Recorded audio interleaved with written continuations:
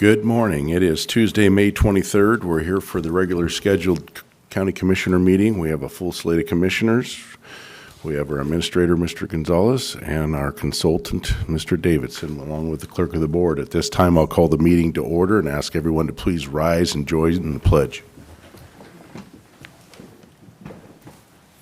I pledge allegiance to the flag of the United States of America and to the republic for which it stands, one nation, under God, indivisible, with liberty and justice for all.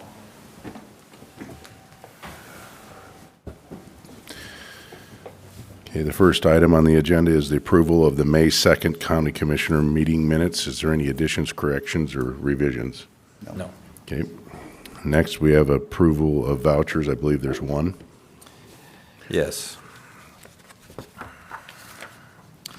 Move for approval of fund expenditures in a total amount of $775,973.53 as presented, and note that it has been reviewed and signed by two representatives of the auditor's office and the county administrator.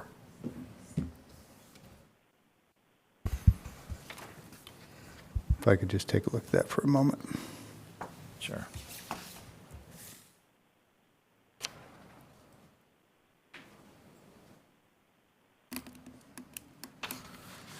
I suspect I misheard the number, but I see the document, $775,973.53, just in case we didn't get it right the first time. Second.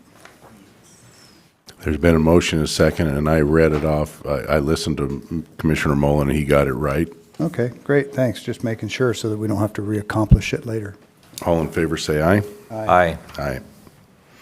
Move down to the approval of the consent agenda. There are 3 items on the consent agenda today.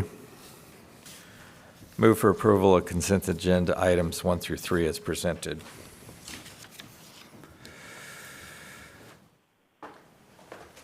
Mr. Chairman, I'd like to pull item 2 for separate discussion. And with that understanding, I'm willing to second the motion. Are you pulling item 2 for second vote or a separate vote or just discussion? I'll make it simple. I won't second. I don't believe that item 2 should be in the consent. I think it should have some separate discussion. So Commissioner Mullen, will you make a new motion for items 1 and 3? Move for approval of consent agenda items 1 and 3 as presented. And 2 with discussion? 2 is a separate item, please. Separate item, all right. Second. There's been a motion and a second for items 1 and 3 on the consent agenda for approval, and item 2 for separate discussion and vote. All in favor, say aye. Aye. Aye. Aye. Move to item 2 on the consent agenda. Commissioner Peck. So it's an interfund loan up to $240,000.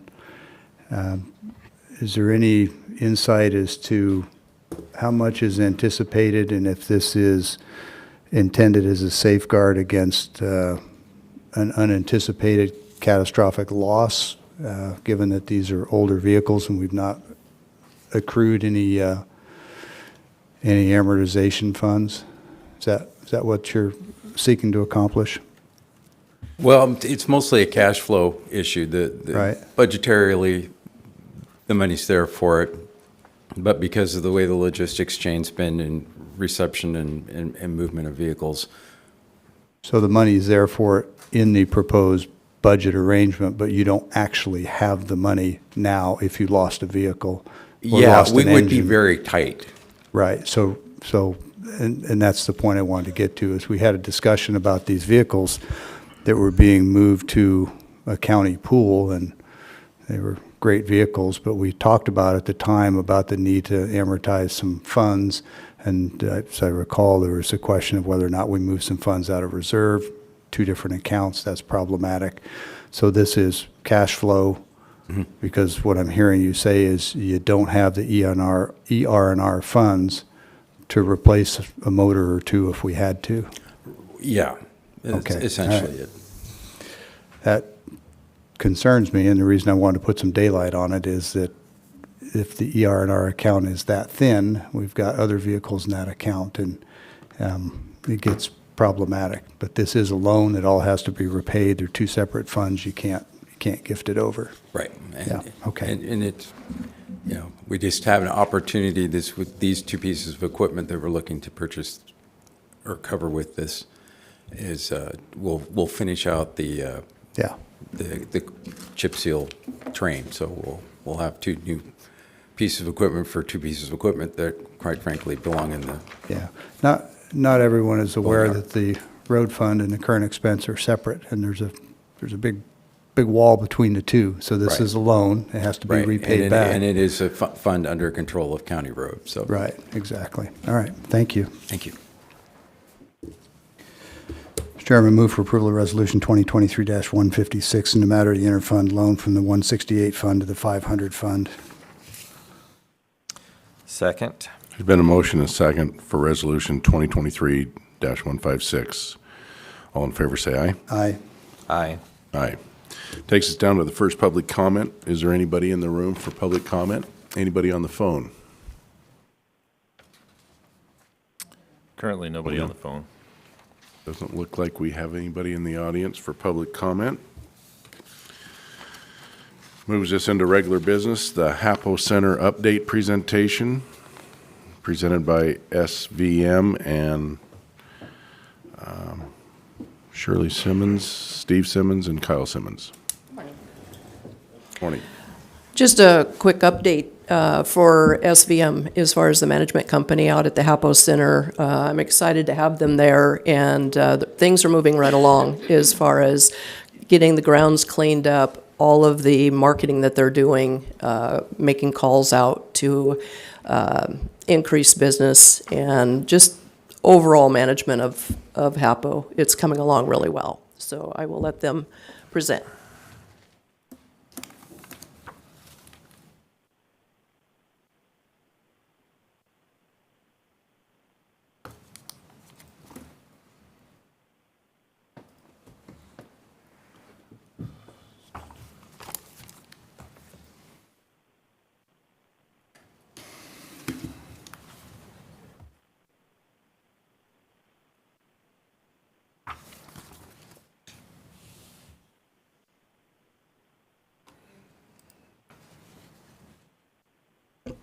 Okay, so my name is Kyle Simmons, and I'm going to start you off.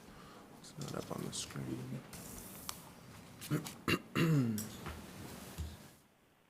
Okay, so Simmons Venue Management has overseen the management of all facets of the HAPO Center since November 2022.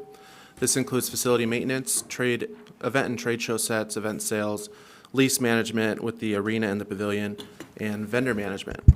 SVM would like to give an update to the board on the progress of the HAPO Center. The success of the HAPO Center is vital to the economic impact of Franklin County, City of Pasco, and the greater Tri-City area. Good morning. This is our team, of course, myself, Kyle, and Steve. We also in the office have a sales manager, Chrissy. We have two part-time admins that come in and are doing those phone calls that Shirley had mentioned, Laura Smith and Katie Simmons. Next slide. We also have two facilities people. We have Chris and Gus. We call him Goose, so I'm going to just call him Goose. And then we also pull from other areas for part-time people that we have a list that can come in and help do large sets, big events, and so we pull from them. In the past 6 months, these are just some of the larger events that we've done. And of course, this was new to us, and I think we did it really successfully. We did the home show, we did the sportsman show, craft shows, pardon me? Jurassic Quest. We did the Cancer Center dinner, which is a really large gala that gives a lot of money that is produced for the Cancer Center, and it was probably one of the best ones they'd ever had. We've done wedding shows, of course. That's a repeat show. And Women Helping Women, which is 1,000 people served, great set, and really great events for the HAPO Center to have their name associated with. These are some pictures from the current namesake of the building. HAPO Center just did their large event for their employees. It was around 900 people. They had a wonderful time. These are just to show you some of the pictures so you can see what it looked like. And of course, that's new business that we've tried to bring back and foster that hasn't been there for a very long time. We had a gun show recently. Nightmare Before Christmas is a new event. Amazon is having their large event. That's something that we're bringing back. They used to be at the HAPO Center years ago. Lamb Weston just did a recruiting event. U Medical is a new event. Christian Concert, and we did a prom there as well. Tri-City Gambling is a very new event as well.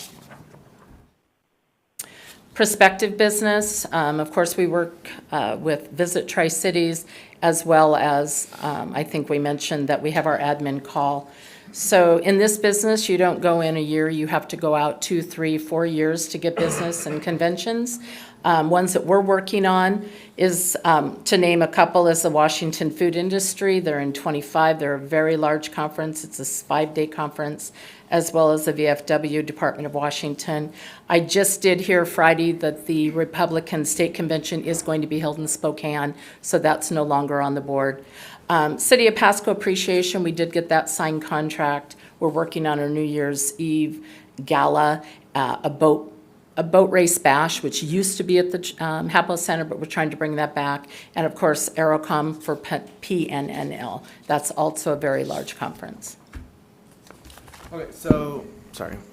So the leases that we actually manage right now is we're negotiating a new lease for the Tri-City Amateur Hockey Association for the pavilion behind the HAPO Center.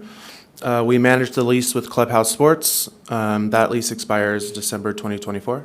And then we also have a yearly lease that we manage with Ground Support Coffee in the parking lot.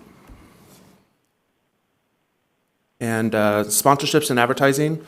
We're maintaining sponsors and we're maintaining relationships with the sponsors and advertisers: HAPO Community Credit Union, Bonafide Landscaping, Distinctive Properties.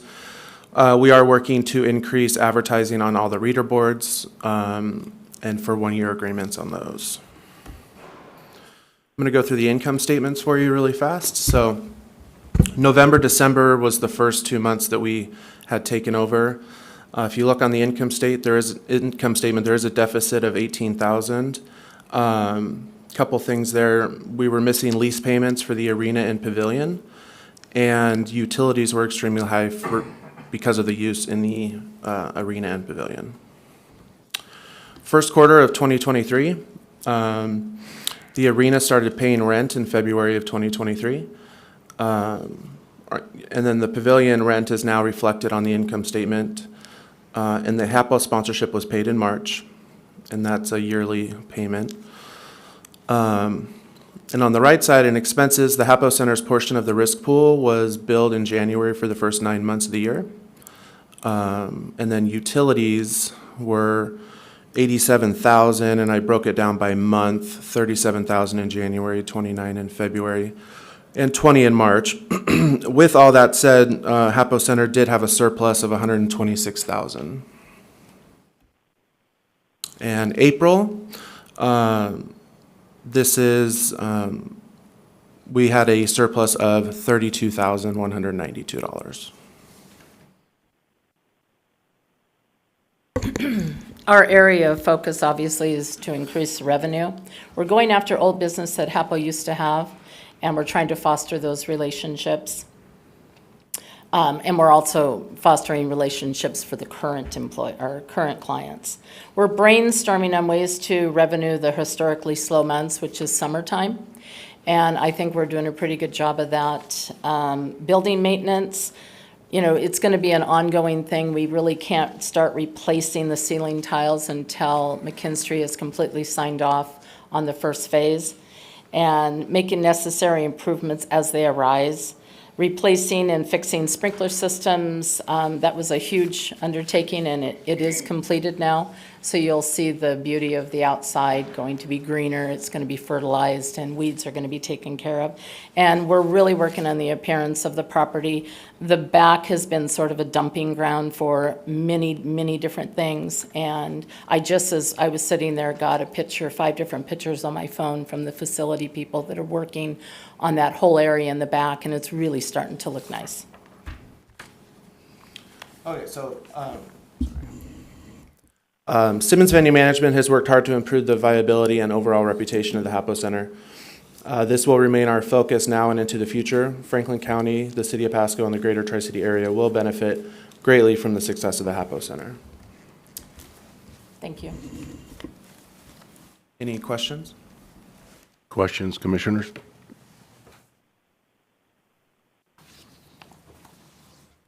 Okay, thank you for your time. Yeah, thank you. Actually, I have a question. Where do you get your leads for the events that you have? So we stroll through Business Journal.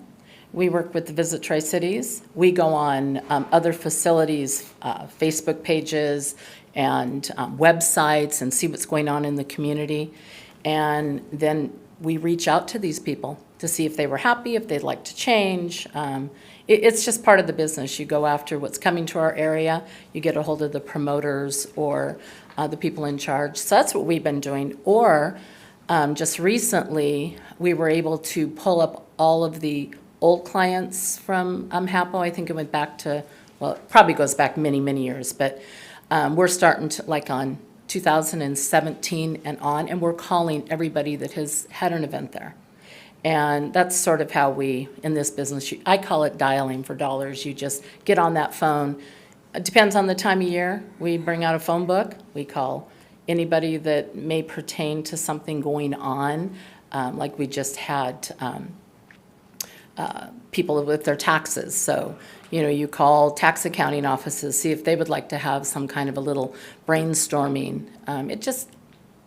It's just a lot of getting together and working as a group and finding the area we want to focus on. We're focusing on summer right now because it's relatively slow historically at the HAPO Center, June, July, and August. You mentioned that you get some of the leads from Visit Tri-Cities. How is that working out? So it's a program called IDSS, and they send out all leads that pertain to us that have, that think that the HAPO Center would work. And I fill out it's sort of like a proposal, and then it goes to Visit Tri-Cities. They take, it's usually just the convention center and HAPO that are going to be considered, especially because of the size of the event, and it usually goes on for multiple days. So they will take those, they send that to their clients, and then, so like in PNNL, they came down and did a walkthrough. And they just, you know, then we get the opportunity to sell ourselves. At first, it's just on a, you know, piece of paper, basically. So when they get to the HAPO Center, then we're able to walk them through. We're able to show them how close HIE is so their people can have just covered walking right into the building. So that's what we've been doing. And I think I have out like 9 right now. But they do go into 2027 because that is how this business works. What is the retention rate for the leads that are coming from Visit Tri-Cities? So I just started doing it. I don't know how the previous people did it. So on these, I know that we've got the gaming came with that, and I'm going to go back to that list. PNNL, she has emailed 3 times in the last week getting more information, so that's looking good. The ones that, the food vendor, forget the name of it. Sorry, I'm going through all these sheets. There we go. Like the Washington Food Industry Association, they have also called and asked for additional information. Laura from Visit Tri-City says that's always good. You know, they're interested. So a lot of these won't be, well, the one for PNNL should be awarded shortly. The ones that we have got, like the gaming, which is a new one, we just got that. It's one of the first ones that we applied for. Obviously, the one for the Republican national, or state convention. That never went through IDSS. That was just, they called us from Visit Tri-Cities. I think it was one of those situations where they needed information like right away. I think we only had a week and a half to get a proposal together. I do not know the reasoning for going to Spokane, and I'm sure I'll find out at the next meeting. I do go to monthly meetings over at Visit Tri-Cities, but they're a big help. All right, thank you. And then what is the condition of the parking lot? at The HAPO? parking lot currently? Yes. It's in not the best shape. It looks like, and I don't know anything about this, but it looks like it's gravelly, kind of coming up out of the asphalt. The parking lot, we currently have a couple different organizations that wanted to do some parking lot things. One was a safety program for motorcycles, but it's just not in condition to do anything like that out there. The parking lot is definitely something that needs to be talked about. Yeah, I just want to bring it up because the longer you wait, the more expensive that parking lot issue is going to be. Absolutely. We agree with that wholeheartedly. We also know the expense is probably going to be over $100,000 to do it, maybe more. No further questions for me. Thank you. So you mentioned that the sports outfit that's in the pavilion, its lease is coming up. Takaha, which is the Tri-City Amateur Hockey Association, their lease is up at the end of July, so we're negotiating that with them right now. Oh, okay, but what about the other sports? Clubhouse Sports Academy Clubhouse in the Sports. arena, that Yeah. is not up until December of 2024. Oh, okay. Yeah. Okay, and how do you feel your relationship with him is? Because I received an email and I'm concerned. Well, It's been an ongoing challenge. I think that he feels that he was, I'm sure I don't have to tell you what his email probably said, but I think he feels like he was deceived when he went into his contract. And most recently, for some reason, and none of us really know why, because maybe him just not listening very well, he thought there was going to be air conditioning in the first phase. And we all know what that arena is like in the summertime. It's like an oven. My suggestions for him after he did find out that no, I believe it's not till phase 3, and correct me if I'm wrong, but so we tried to come up with solutions for him. We have the big, they're huge, they're like a portable fan, and they can be hooked up to water to become like a swamp cooler. There's like 4 of them in the HAPO Center that work. And ironically, out in those barns, we found 3 or 4 that have just been dumped in there, and I don't know if they work because we haven't got them out. I did notice, I went into the arena yesterday, he is using those. So I think he's trying to, and it was very cool in there yesterday. Of course, the temperatures weren't, 90 degrees. So I think that that's, what he's going to be using. As far as our relationship, it's been volatile from the very beginning because we took over a contract that he was not happy with after it started going. And we've tried to foster that. I personally have tried that. I've talked to him personally. He just always is thinking that, things weren't done correctly. And I try to explain to him that we're only taking care of what we have in front of us. We were not part of that contract.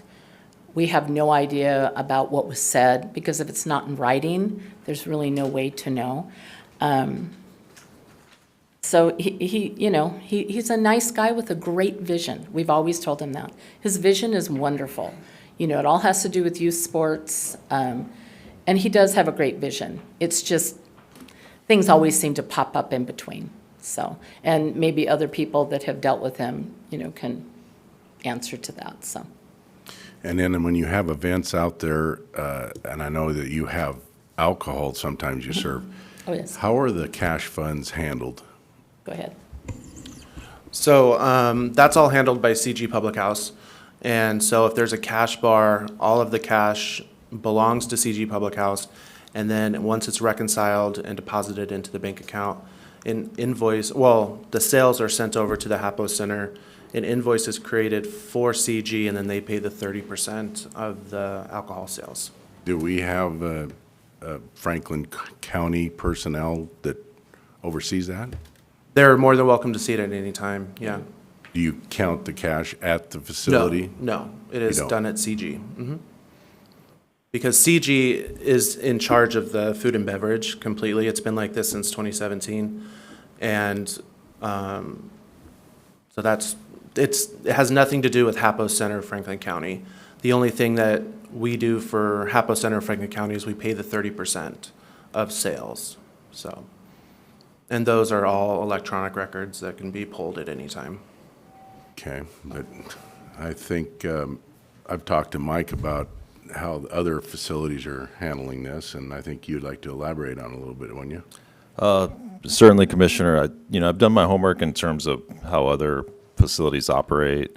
And, let me caveat with this. I don't think SVM's doing anything wrong, in terms of criminal activities. Just putting that out there, But typically, venues will have kind of a 3-layer approach. They'll monitor at the till, they'll write it, they'll count it in their office, and then they'll count it again at the bank. So it's kind of a 3-layered approach for security measures. I've checked in with a couple of venues.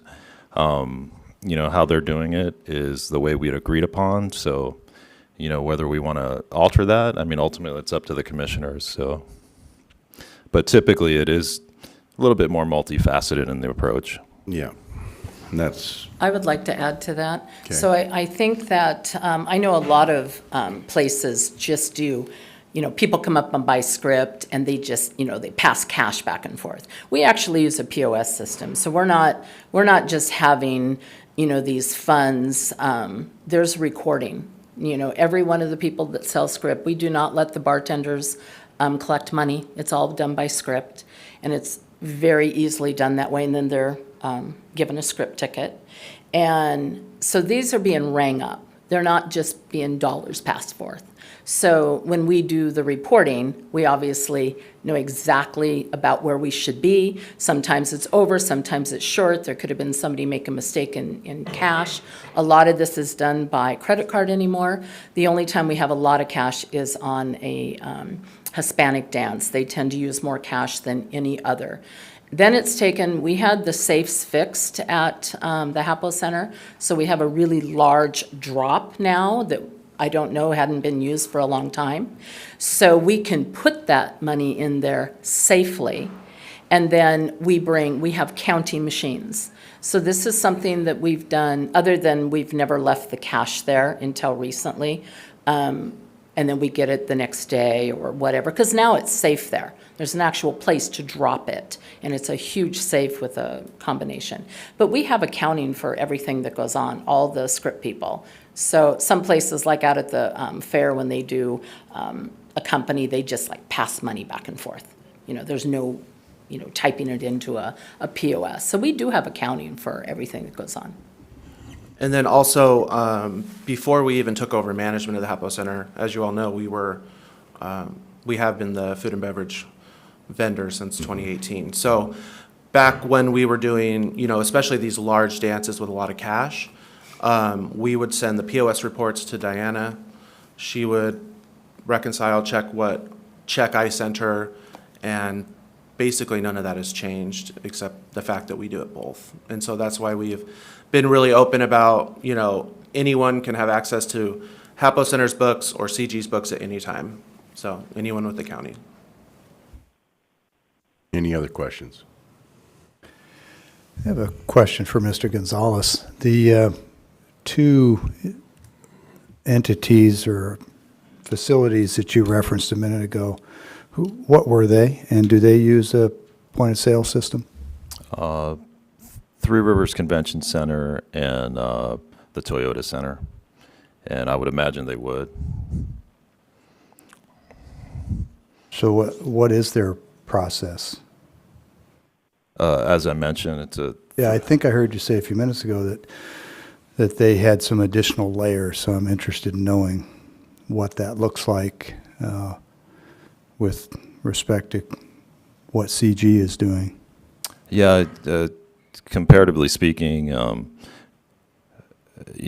if a bartender is at their till, apparently that's logged with the amount of money that's taken in. So the next phase of that is it's taken into their office in some fashion. It's counted there to make sure it corresponds with what happened at the till. And then that money is then deposited in the bank, and there's a third layer at the bank. And I think, correct me if I'm wrong, guys, so you'll take in the money, account for that, take it, to one of your facilities, count it there, and then give us our amount, the 30% that's allotted. Yeah, in the contract, it's due within 15 days. And I have one comment on that because I am familiar with what they do at the Toyota Center. 'Cause I've been there as a customer, like many of you. So there's one bartender and one POS. We think that it's a lot safer to sell script where you don't have the bartender doing both those things. So the error is a lot less. So if you come up and you have, a huge bar and you have someone coming up and they're making your drink and they're, trying to ring it up, there's a margin of error that can happen. In our case, and the only time we do it is these large events, is we have people that sell script. That's all they're doing. They're not making drinks. They're only selling script. And we find that it is a lot safer, and the margin of error is a lot less. So we may do things differently, but I think our process is better. Yeah, and I can't speak for the process. I mean, I can only speak for the optics. Sure. From a county perspective, when you guys take it off site, and again, I'm not saying anything is going on, but, to the average person, they don't know what a script is. They don't know, they only know layers of process. So, I trust you guys 100%. And, I look at optics and, how it's viewed. And I think certainly there's something to be said about that. But again, the process may be more efficient, but I'm looking at optics. All I want to say is that the process has not changed since we originally started doing business with the county. And so that's all I have to say to that. Right, and that's, So something let that's me been add to established. that. If you're going to speak to optics, if you're at an event center and you've got bartenders exchanging cash as opposed to multiple independent individuals selling script and doing it through a POS system, that's, at least from my experience, and I have about 15 years of event center business experience, that's as many layers as what you've described. In fact, there's an extra layer, and there's some division of duties, and there's a limited handling of cash by the servers. It's a third party. I mean, to me, it meets or exceeds any industry standard that I've seen. So if there's a concern about the process, we should have that discussion. But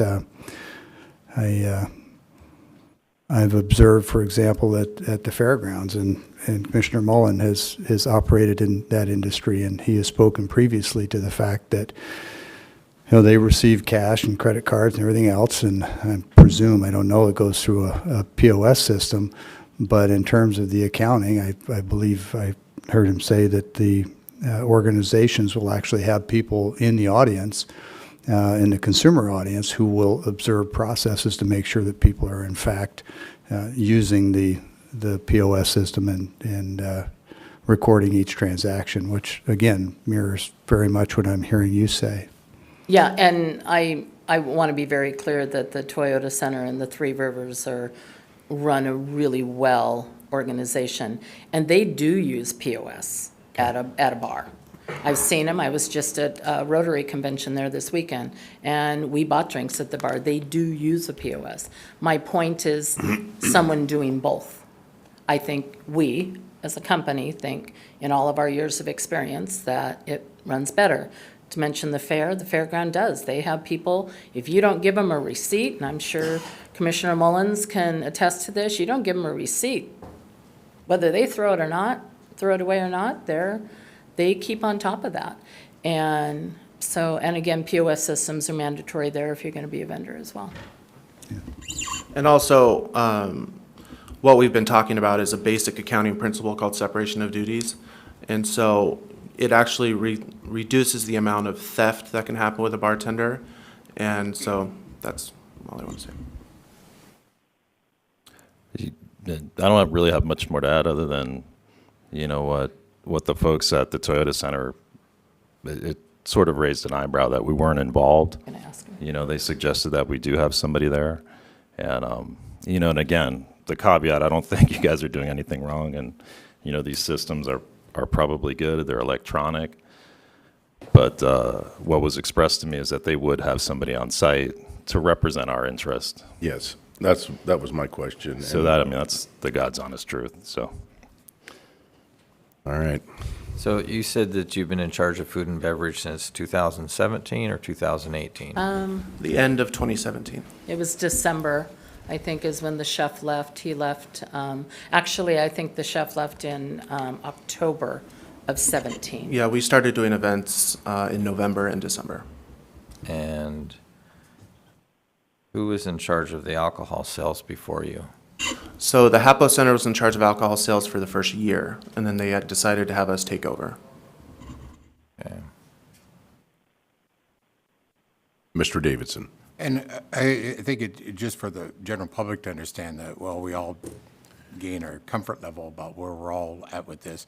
The public should know that this is part of what will be included in the next state audit too, and they just routinely look at reviews. And so I want everybody to understand that from the standpoint of what system might be best and offer the best safeguards, this will be subject to state audit coming up too. So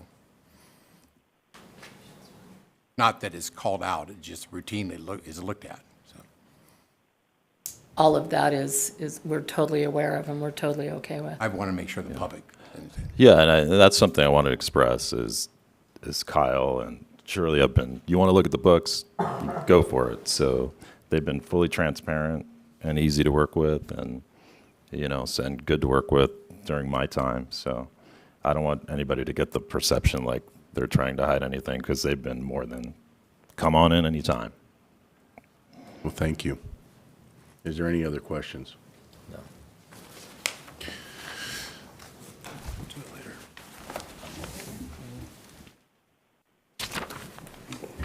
All right, we'll move down to the allocation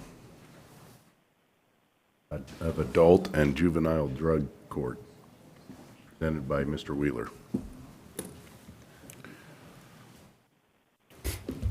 Good morning, Commissioners, and thank you for this opportunity to present and essentially seek support for some changes we're looking to incorporate into our current juvenile drug court program. First of all, I'm Dave Wheeler, the Juvenile Court Administrator for Benton and Franklin Counties. Judge Stam, our presiding judicial officer, sends her regrets she could not be here today. She was pulled off to serve a docket this morning, otherwise she would be here.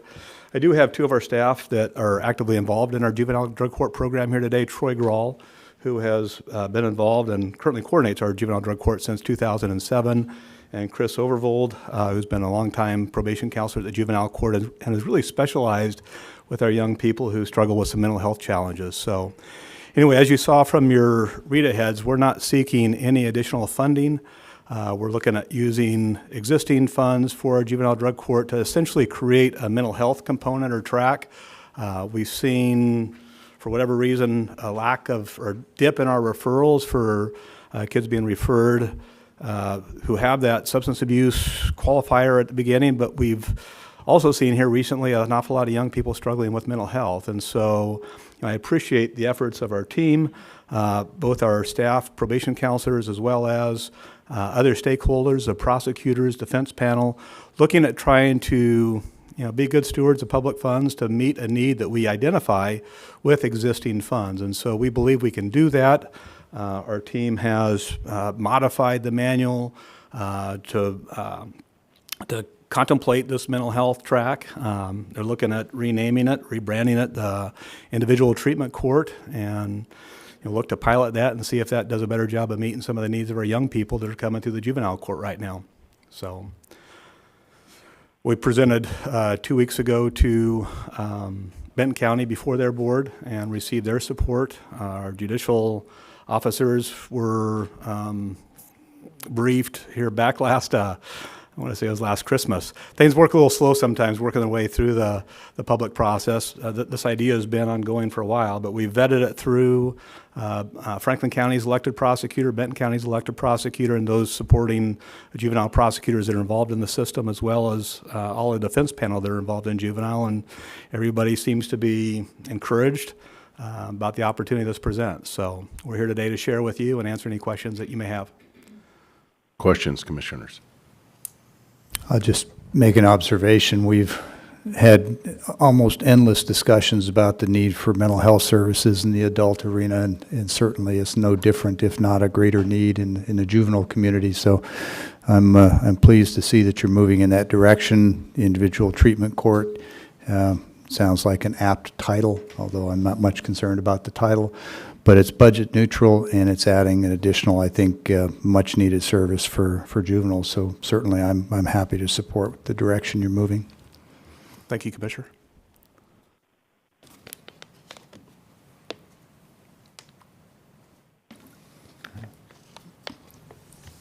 And I see that there's a recommendation in our package looking for, I presume, consensus from the commissioners. That's correct, just Okay. support. I think this is an unusual request, at least for me, since I'm still new at making these requests, but it seems like it was more discussion and seeking support to answer any questions to make sure that we're going about this the right way.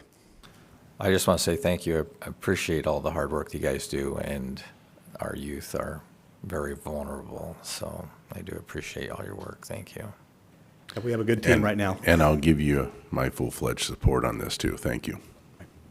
Thank you, Commissioners. All right. Bet. Thanks. Good day. Have a good one. All right, next we'll go down to the opioid settlement update presentation by Shirley Jones. Good morning. Good morning. As I printed out in the read of heads, we have two settlements going on. One we will hear about more within the next month and a half. But what this is about is the opioids that were distributed, whether it be prescription, et cetera, through pharmaceutical companies and pharmacies, and the result of, in effect, non-disclosure of the effects of opioids over the years and what that can do with people. And therefore, what's happened is we have an opioid use disorder, which has crossed over into mental health, has crossed over into substance abuse, because it starts with the opioids in effect. So what we have is we have a first settlement, which was with Teva and Allergen, and that settlement was settled. All 50 states could put in for that, depending on what they wanted to do.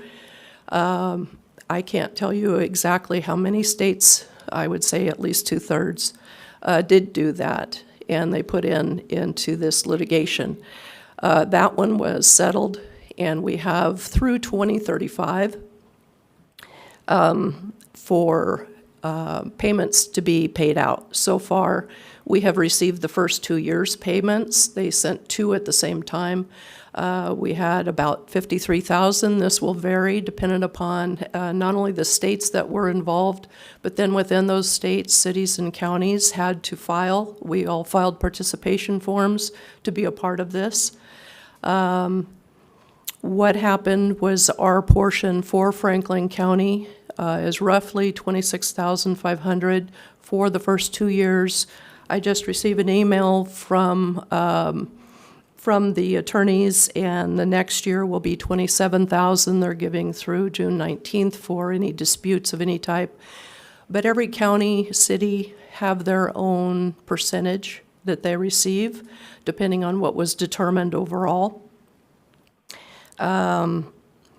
And so what we do with these funds, we set up a separate fund within Franklin County, particularly for these funds, And the next 27,000, I'm not sure when we'll receive that, but again, we have payments potentially through 2035, depending on if they pay them annually or if they pay, 2 years at a time as they have in the past.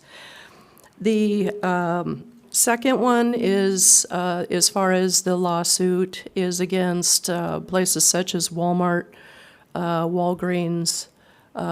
There's about 4 or 5 more that are a part of that lawsuit. That one is not settled as yet, and that one, so therefore the terms are not settled either. But that one, again, like I said, we should hear within about a month if that one is also going to be a part of this. Where these funds go is mainly to help people, whether that be helping people with those addictions, whether that be treatment. It can go for training people to help those people that are under treatment. And then it also can go to other various things that will help prevent any type of program that will help prevent substance abuse. And what I'll be bringing before you in the next couple of weeks is we have Greater Columbia Behavioral Health, which is partnered with us to be like an oversight committee. And we actually have an opioid abatement council, which there are numerous counties and cities that are a part of that. I'll name those off. Asotin County, Benton County, Columbia County, Franklin County, Garfield County, Kittitas County, Walla Walla County, Whitman County, Yakima County, Kennewick, Richland, West Richland, Pasco, Ellensburg, Walla Walla, Pullman, Grandview, Sunnyside, and Yakima. And we have quarterly meetings. We are all a part of that, those that signed up to be a part of this. Not all counties did. But what the council is for review as far as, any type of funding we want to put our money into. Then we can put together an application and put that before the council to make sure that we are following the treatment use that is approved by the settlements. And so pretty much that kind of covers it. There's going to be a lot of programs that come up. These monies are not, again, it's going through 2035. It's not any monies that we have to spend right away. Coming across some type of program or use that it can be put to that is appropriate for these people that need this treatment to help them out.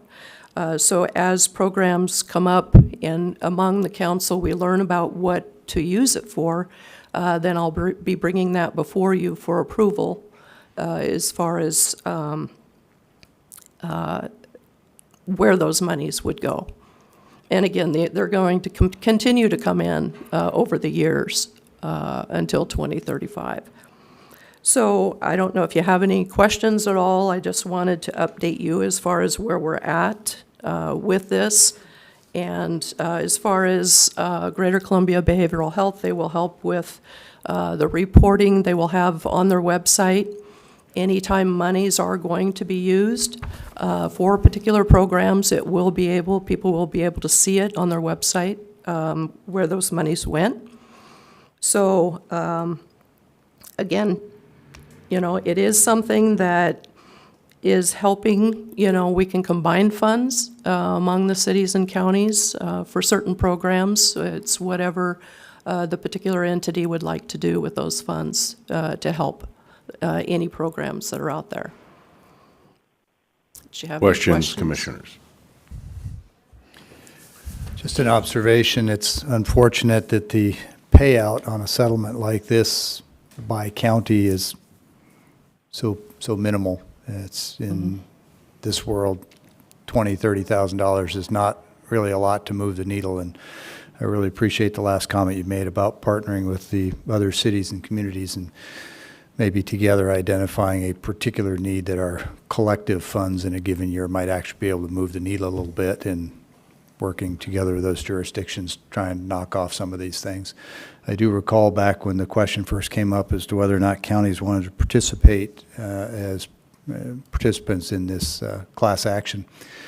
It it surprised me a little bit that there were counties who actually opted not to. I don't know if they thought they saw some sort of litigation risk or cost for themselves, but Franklin was quick to get in, and we were recommended to do that by our legal counsel.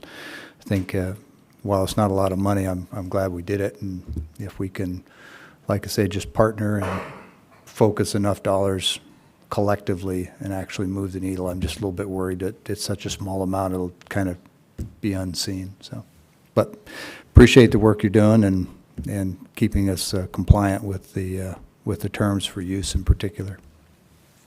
Thank you.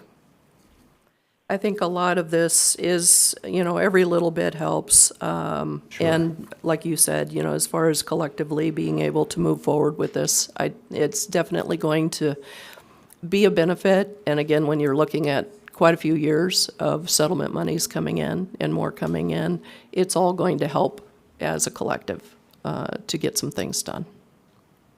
It beats zero. Yes. Yeah, while it is a small amount, the need is there, and like you said, every little bit does help, so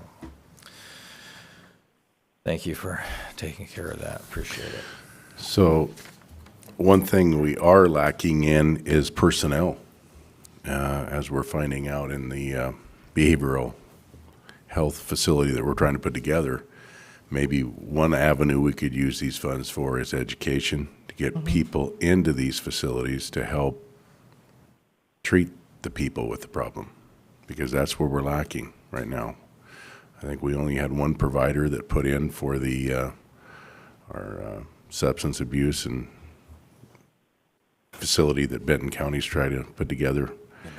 Yeah. Only one provider. And I met with the CBC, and we're reaching out to WSU, but we could maybe use these funds to get that program in place to educate and have people to man up these facilities when we get them going. Right. And again, it is part of what can be done to help out. That was kind of the direction that we've talked about before in being able to put maybe some of the funds towards the recovery center. Yes. So certainly, an avenue that can be checked. And again, I think the biggest part of it is just having some monies, that can go towards this to help people out and to man, like you said, for training and such. Right. And I apologize. I was going to go somewhere else and I spaced it. That's all right. But it is definitely, I think it's awesome that there's accountability for, putting some drugs out there that people were not necessarily updated on what could happen.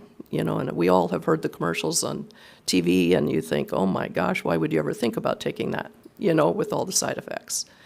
So, but it happens, and it's happened. And so we need some help, and that's what we're getting. And we're going to find out the other settlement, second settlement pending is in about 6 weeks. Roughly, yeah. Okay. Thank you. All right, I'll move us down to the closed record hearing, zone change 2023-01, 63.56 acres from AP 20 to 12 ordinance 03, 2023, and presented by Derek, Mr. Bratton. And at this time, it's a closed record hearing, and at this time, I'll open the closed record hearing. So Derek, go ahead. Thank you.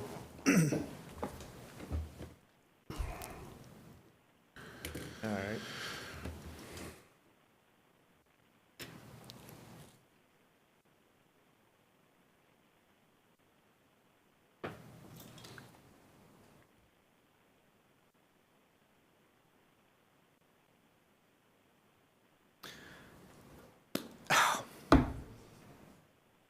Sorry, I had meant to make that change. One of the comments we got in the public hearing, it's not Strangeland, it's Stanglin. There's no R in his name, so I apologize to the applicant. We did update it in your packet, but it's not there, so I apologize. The proposal is the rezone of 3 parcels, 124550147, 124550211, and 124550212 from their current zoning designation of AP20 to I2 Rural Industrial. Location is generally located east of South Landing Road, east of Glade North Road, west of US 395 and northwest Vineyard Drive. It's in the northern tip of what we call our industrial Lammard out there, where kind of like Derrick Old and all that type of development's going on. I'll have a map in a moment. Total of all the properties is 63.56 acres. Comp plan designation is rural industrial, and the current zoning, as mentioned, is AP 20, agricultural production 20. These are the subject parcels. So it's that half circle, it's a potato, I believe it's a potato shed there, and then up top there are also potato storage sheds. This is the zoning. So as you can see, it's all AP 20 in this immediate vicinity. But like I said, the underlying zoning comprehensive plan is rural industrial. It is in a Lammard, a more intensive rural, limited area of more intensive rural development. And it basically runs, and this is on the northern tip of that Lammard. And, you know, with the zone, right now it's allowed to do ag uses. With the general industrial or I2,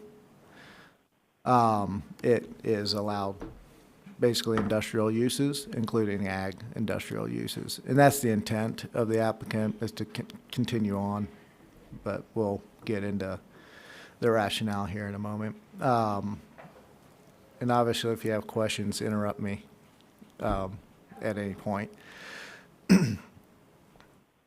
So I've already discussed, it's the northern edge of the Lammard, and it's got a rural industrial designation, and it's surrounded by rural industrial designated lands. And they're requesting a change so additional business can be developed on the undeveloped property and minimize the need to further subdivide the property used for active farming activities.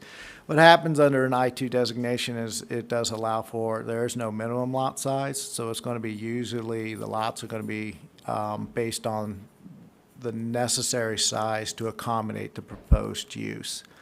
Setbacks and various things like that still apply. And lot coverage minimums or maximums also can come into effect, affecting the size. But but in that zone, there are no minimum lot sizes. On or about March 8, 2023, we sent notice to technical agencies, property owners within a mile, and posted it in the Franklin County Graphic, as well as posted a pending land use action sign on the property and submitted it to the SEPA registry as 202-301-139 is the SEPA registry number. Properties to the west are zoned general industrial, so that we've already started to see some of this land converting over to the industrial. And as mentioned, there's no minimum lot size unless there's which is in this case a possibility, but when you look at the property, there is no residence. Had there been a residence, there would be a minimum size associated with that, and it would have to be converted to a non-conforming use. It is consistent with the rural industrial designation. It's consistent with the surrounding area.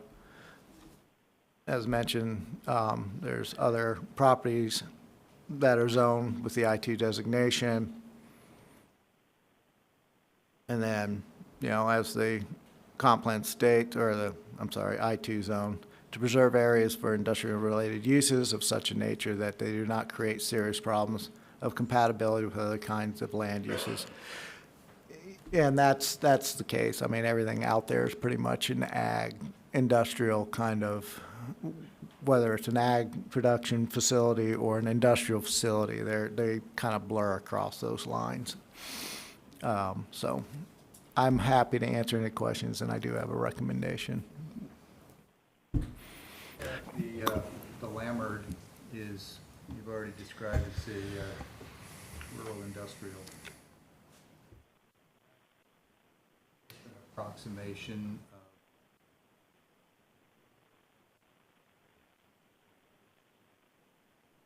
Just this spike, or there's this point, it's hundreds. A pretty small bite. I don't know if these mics. Yeah, it's. Looks like a pretty small bite compared to the total Lammerd. Correct, yeah. And- This area is hundreds of acres, the Lammerd is. Yeah. It just generally runs in that line between 395 and Railroad Avenue. It just kind of works its way up, and this is about the northern tip. There might be one parcel above it. I can't recall exactly, but or it might be on the tip. Okay. There are lots of different kinds of Lammerds, obviously, but this one being industrial, to me, makes sense. It's a proper fit. Does this extend, how far north does this extend, this Lammerd? It's just, I want to say it goes up to Self Landing. I don't think it quite, now I'm trying, I apologize. I get Sagemore and Self Landing. I know Self Landing is to the south, but I believe it goes up to Self Landing. It may now extend just a couple beyond that, but I don't think it quite reaches Sagemore. Okay. And This is the bottom of its vineyard, this area right here. So the lands to the east-northeast of this area, from what has been historically the processing plants, as you move north along the west side of 395, all of that, or a lot of that's already zoned industrial all the way up to vineyard. Correct. And are those lands also in this Lammerd? Yes. Okay. Or they're in the city. Yeah, right. Okay, good catch. Yeah, one or the other. Yeah. Okay. I don't have any other questions. It looks to me like a perfect use of the Lammerd process, so thanks. Any other questions? No, I think there was some confusion on the location because it says, you say west of Self Landing, and Self Landing runs east and west, so. Does it say that? It I does say that, apologize. but, Yeah, that would be a little confusing. But, It's a no. long stretch. Right. East and west. Doesn't South Landing, once it gets It does east of do Glade, doesn't some- it turn and go due Yeah. north? Yeah, Yeah. that's So that's it's, right. it is east of South Landing. It is in this particular point, but I can also see how that would be confusing. Yeah. No further questions. Okay, if there's no other questions, I'd entertain a motion. Or, excuse me, at this time, I'll close the closed record hearing and entertain a motion. Move to approve zone change 2023-01 in a matter of 63.56 acres, designation from AP 20 to I2, general industrial. And this would be for approval of ordinance 03-2023 as presented. Second. There's been a motion and a second for zone change 2023-01. All in favor, say aye. Aye. Aye. Thank you. Next, we have a public hearing on legislative 2023 initial comprehensive plan. And at this time, I'll open the public hearing. And Mr. Bratton, again. Yes, this is something that I needed to bring back because I did not do the proper noticing on it. I had understood that the docketing was a countywide action, and it was more an administrative motion. Mr. Harpster commented at that meeting. I went back and double-checked. Always read all the way to the end of your regulations because that section, it was confusing. So that said, we did go out, we posted it. We also, because these were site-specific, were required to do mailings. So we did mail over 1,700 property notices. We did receive comments. Those I believe were forwarded on. If not, there's also a hard copy. The comprehensive plan docket sets the docket for the proposed amendments for the 2023 amendment cycle. we're allowed to make one change. You create the docket. Everything in the docket that moves forward and then gets approved, that counts as your one change. So at that meeting, I did go through one of the items. All I have is 3 slides. I provided, y'all have our staff analysis. You also have a new comment that we just received. I'm not sure if it was Friday or Monday, but it just came in, correct, from RPS. This is a legislative item. It is not quasi-judicial. There is no prohibitions of the board discussing this with constituents or the constituents discussing it with you. Sure. Hey, excuse me, Derek, but you said this came in, sounded like late last week. It's dated today. Oh, that's, Do you? all I know is I was out yesterday, Sure. so I came back and it was there, but I thought it was there before today. Yeah, Mr. Gonzalez, do you know when we received this? Was it today? I do not, to be honest with you. That's the first time I've seen that document today, so. Okay. It was Okay. this morning. Yeah, the reason I bring it up is I'm pretty certain that if staff had gotten it last week, they would have shared it with us, because none of us have had a chance to read this yet. Yeah. All right, thank you. So, I'll go ahead and the first, let's get in the slideshow. So the first question, CPA 2022-01, it's a request to change comprehensive plan land use designation of approximately 162.3 acres of land from agricultural to rural residential. Property is bounded by the city of Pasco to the west, the south, which are currently in active crop circles, and Clark's Addition, Lambert to the east, and active crop circles to the north. The properties to the north are agricultural, with AP 20 zoning designation, to the west and south with the city of Pasco low density residential land use designation, and with a rural residential land use designation zoned RR1 to the east. This is a kind of the land use designations. And then that's the site location with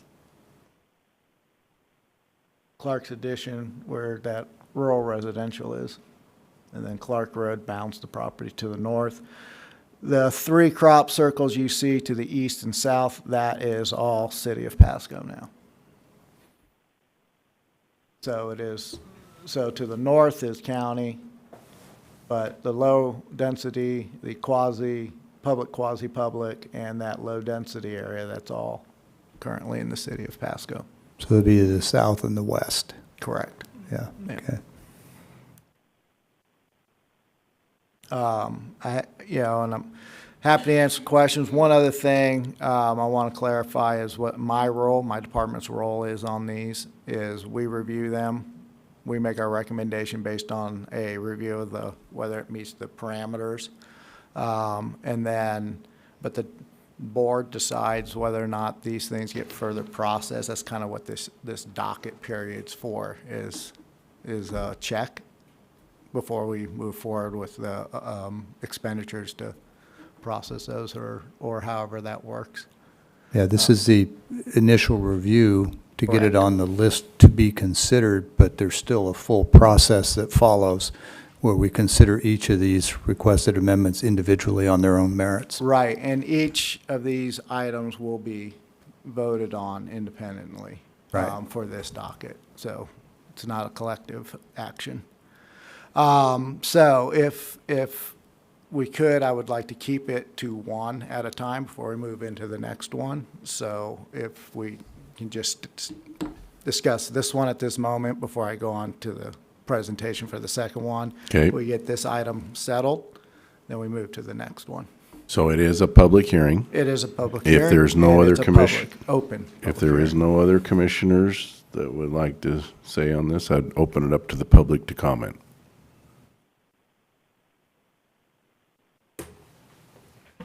Mr. Commissioners, good morning. My name is Mark Fickes, F-I-C-K-E-S. I'm a land use attorney from Yakima. I've been here before. I'm here on behalf of the 2 applicants that filed comp plan amendments using York County procedures in place almost over a year ago. So the process is moving a little bit slow, but and really, this is unusual for me as a land use attorney. This is, while it's a public hearing, I appreciate it, this is a procedural hearing. The only issue before the commissioners this morning are whether or not to forward this to your planning commission. Your planning commission, as you know, reviews comp plan amendments. Mr. Bratton and my clients, J11 and Diamondback Farms, both family farming entities, will have opportunities to make the presentations to your planning commission. And ultimately, this matter will come back to you, hopefully with a fully developed record where the public has an opportunity to comment. Again, this is the start of a procedure that's required and allowed by state law, annual comp plan amendment reviews. So the only thing why I'm here, I don't think I've ever been to a procedural hearing at this early stage, but the reason I'm here is because your planning director, I believe, has written reports recommending that you don't even allow this to be processed. I think that would be inappropriate and not required. I think at this point in time, the job of the planning director and the commissioners is not to review the 6 or 7 review criteria that are in other sections of the code, but simply to say, you know, this is under 1470-080 is whether or not the annual review criteria have been met and the applications are complete. I don't think there's any dispute that the timely filed applications are complete, and we just ask that it just be processed. The only criteria given in your ordinance for the commissioners to consider are, have there been any changes in circumstances that justify this process, and are what are the assumptions in the original comprehensive plan remain valid? And again, you know, oversimplified, both of these clients, you'll see when you look at the maps and when Mr. Bratton presents the Diamondback Farms one, these are small agricultural blocks that are being encroached on by urban level and residential development. And this is just the start of a process that may allow a residential transition zone in the future. There's no projects that go with these. We're basically starting the process to change maps. And my client's position that are farmers is it's no longer, it's starting to be really hard to farm these parcels. You know Mr. Olberding and his family. Frankly, the Olberding property probably should have been in I think it was a casualty of the FutureWise appeal. It should have been in Pasco's urban growth area, but that does not prevent it from being redesignated by the county to allow for some rural residential transitional development in the future. Again, both of these applications are similar. They're both farmers. They're both agriculturally designated properties that want to designate them to rural transitional type zones, one rural residential, and the Diamondback Farms, one rural shoreline, because they're sandwiched in between they're having increasing conflicts with residential zones. And and that's why you have the annual mapping process. It's to fix little areas on your map. And by the way, together, the reason we do this all together as an annual process is you're required by state law to review the cumulative impacts of all map changes. You guys have a really light docket. There was only 2, and they're the 2 I'm speaking about today last year. So these involve, 207 rounded acres. It's not going to take away all your farming property. The world's not going to end, and hopefully even your west side people like FutureWise won't have a problem with this one. And it will significantly reduce conflicts and allow these owners at a point in the future to develop the property and provide some quality housing to meet the growth in Franklin County. So those are my comments on both applications. I don't know how you want to do it. Your ordinance does require that the board shall consider each application separately. So let me just go ahead and make comments separately on each application, and then I'd be happy to answer any questions. By the way, I also have Mr. Rick Simon of RPS consulting Mr. Simon and Octera Engineering were the applicants, consultants that prepared the applications, and we apologize, he missed the packet deadline, so the letter that you have today was submitted last week, but it didn't get in the packet till this morning. I'm basically going over a lot of the same material, so we just want that considered as part of the record, and it won't become relevant if you do what my clients are requesting, which is simply to allow the process to move forward.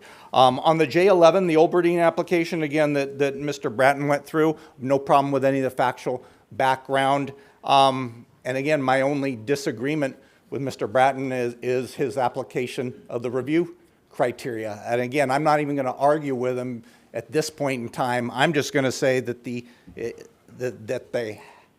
both applications, and simply the J11 application, has met the simple review. There's been change in circumstance. It's bordered on all three sides by, it's going to be in Pasco's urban growth area. There's going to be a new high school there, and it's bordered by a rural residential Lammard already. So this is going to be a farm. This farm site is going to be bordered by residential development on all sides within the next, few years, and that's why Mr. Olberding and his family would like an opportunity to, have do residential development in the future. The farming complex, he can't use crop applications, can't use crop dusting, and again, there's a lot of other agricultural property. A logical boundary would be to make this a rural residential zone that would allow a transition between residential development and ag. It's that simple. Staff's reason for not processing the application, I believe, with all due respect, are simply incorrect. Mr. Bratton properly cited some provisions in state growth management law and how to expand a Lammard. Neither of these clients are asking to expand a Lammard. We're not asking to expand the logical outer boundary of a Lammard. These clients are simply asking that a low-density residential transitional designation and zone would be more appropriate to buffer urban-level development from ag. So again, we meet. I've gone through the changes, and I guess so I don't have to speak again. I'll just make some comments on the Diamondback Farms LLC one. Maybe I should wait till, I'll wait to make my specific comments on Diamondback till after Mr. Bratton has presented. So anyway, J11 meets the criteria for processing, should be real simple. And we'd ask that you move it on to the docket to let your planning commission do the job that you employ them to do. If there's any questions, again, I have, I don't know if there's anybody here to speak on behalf of the J11 today, but other than Mr. Simon is here and Representative Octera Engineering who prepared the application. I was not involved in preparing the initial application. So we recommend that it be forwarded and believe this one meets your criteria in 1470-070. Thank you. Thank you. Is there anybody else for public comment?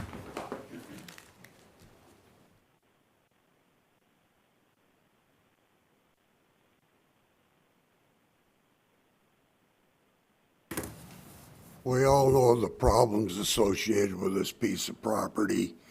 Fred Oberding gave up easements to the port of Pasco because he was told that had to be done before it could be annexed into the city. And then FutureWise got involved after the easements were given and the property was pulled. I think all of you have been by there. You know the property, you know the situation. I recommend, and Fred asked, that you go ahead and pass this. Thank you. Anybody else?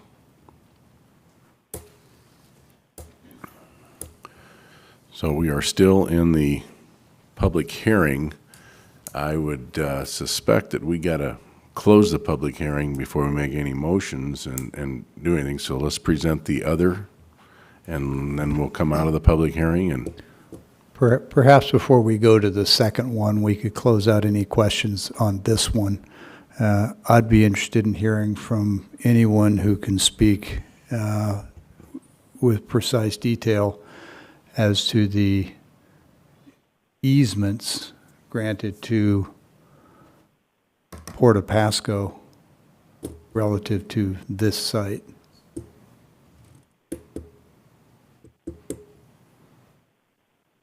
Easements are overflight, they come out. That takes, I think, if I remember right, it's 30 or 40 acres. Out of the site that's, Out of basically, it would be the east half of that site. And it extends back all the way down to the airport, goes across Farm 205.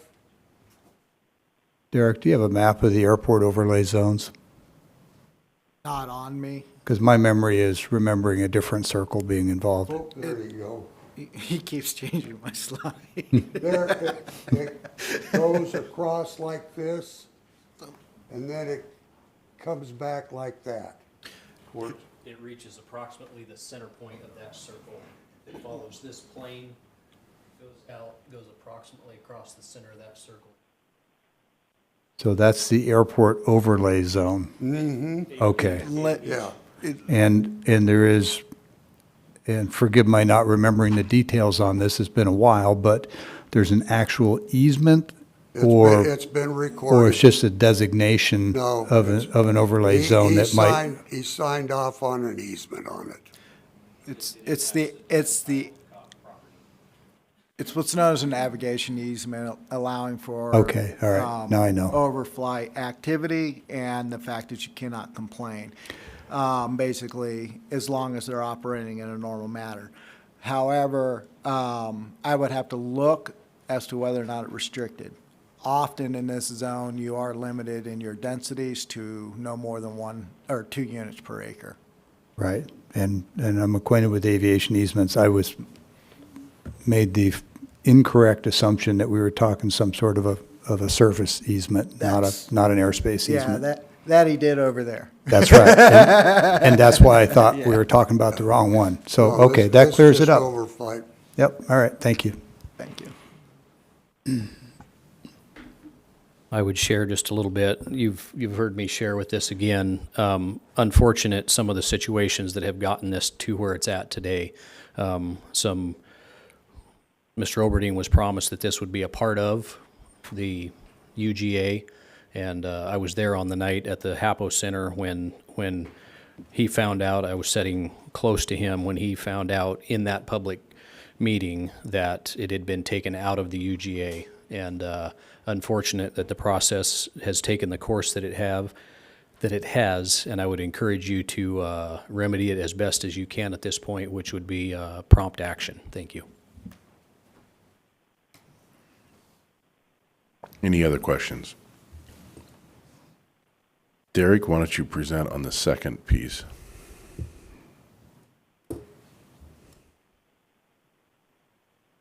Second request is CPA 2022-02, and it's a request to change the comprehensive land use designation of approximately 44.58 acres of land from agricultural to rural shoreline development.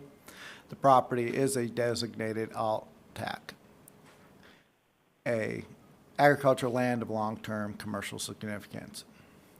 Property is bounded by the rural shoreline development Lambert to the west with active farming operations, meaning the Lambert's there, but right now that stuff's currently under farming operations. Active farm operations to the south, rural remote Lambert to the east, and active farm activities to the north. Properties to the north and south have a land use designation of agriculture, are zoned AP 20, and then rural shoreline development is to the west with RC1 zoning and rural remote zoned RR5 to the east, and that's the Lambert to the east. So that's the property. This, yeah. So this is the rural shoreline residential Lambert. I'm sorry, that's the property under question. This is the RR5 Lammerd, so it's 5 acre minimums right there. The rest of this is ag. I apologize for the orientation. It just, because of the shape of the property, it was the only kind of way to get it on the slide. So this is north-south. I just apologize that all the writing's sideways like that. So that's the property. This is the rural shoreline Lammerd. This is the other Lammerd, the RR5. That's the Lammerd. RR5, Yeah. And then ag. Actually, all of that's ag. Any questions? Questions, commissioners? So what's the density of these three pieces, the shoreline piece, the applicant piece, and then the last one? Those are, I think, pre-GMA segs of 5 acres. These, correct, Yeah. yes. This is 20 acre minimums unless you do an innovative short plat. It's AP 20 now. Right. And it's got an agricultural designation, which Okay. is why we're here. Right, exactly. And then this is rural shoreline development. And that's RC, or generally it goes to RC1. It's the most common, sometimes RR1. Minimum lot size is 1 acre. When we get down, there are some holdover half acre down towards like Burns on the southern end of this, but we haven't allowed half acres. It's the interpreted land- as not being in the intent of that area. And the lands due north and south are both AP 20? These? Yes. AP 20 and an agricultural designation. Okay, Yeah. labels are kind of small. Oh, to read. sorry. It's okay, no, it's good. You have a bigger map now that shows what's due south of these? Not in this Okay, type of a format. I mean, I can, one thing I'm gonna have to do is get to where I can get into those files better when I'm not at my desk. It's all AP 20 to the south. all the way down to the north end of the Kohler Down development? To, yeah, let me go back here. So here's our site. Everything that's Okay, green is yeah. AP 20. Blue is, so that's the shoreline. Lammerd, the blue is.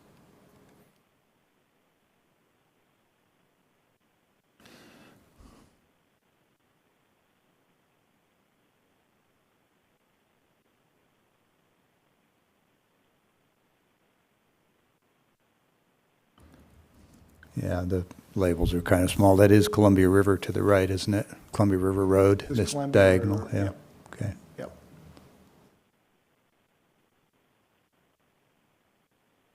Then this is, that's Fraser, which in time's getting, you know, that Yeah, it's is the- becoming a primary north-south route Yeah. through there. It's not quite there yet. Well, it's a but- dirt path now. But It's the drivable. alignment's there. Yeah. Okay. And that comes all the way down to the corner on Dent. It eventually is gonna basically, yeah, Dent's gonna turn into that, or that swing on it. Okay. So there's been a gradual march to the north off of the Kohler Road development. Correct. And eventually, I don't know how many years down the road, that connects with this. You have any thoughts on this conversion up north as opposed to the normal progression from the existing residential? My comments, well, there's a few things. One, this is a designated all-tech, and we're currently in the, Okay. so there's some, so this Which in my property- view is, not that this is determinative, but it pretty much automatically buys you a complaint from the west side, but that's not a reason to Right, shy this- away, This is the but docket process at we're this already point, dealing yeah. with an all-tech issue. Well, and we can't, when we do a de-designation of land, we have to look at the entirety of the county. And we have to run land use calcs, basically determining how many acres you got, is that going to give you what you need, this, that, these, those. Also, this one is effective, well, it's a request to expand an LOB, a logical outer boundary of a shoreline development area, to expand that to the east, or it's going to create a bridge between, so that's why we recommended not to include them, because basically it's not ripe for this stage. This is more appropriate in a full cycle, which we're going to have due in '26. So we start work on our Lammerd. And there's one development, this area here is development, but there's gaps. And about 60% of the Lammerd, if I recall correctly, is still vacant.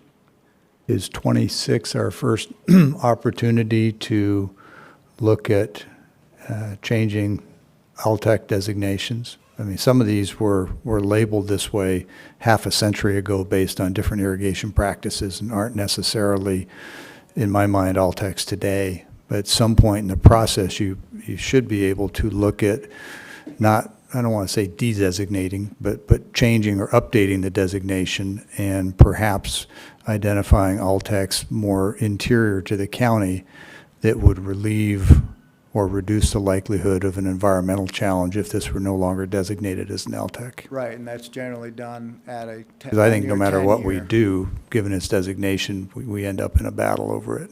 And again, that's not a reason to shy away from it, but we might as well be candid about what the realities are.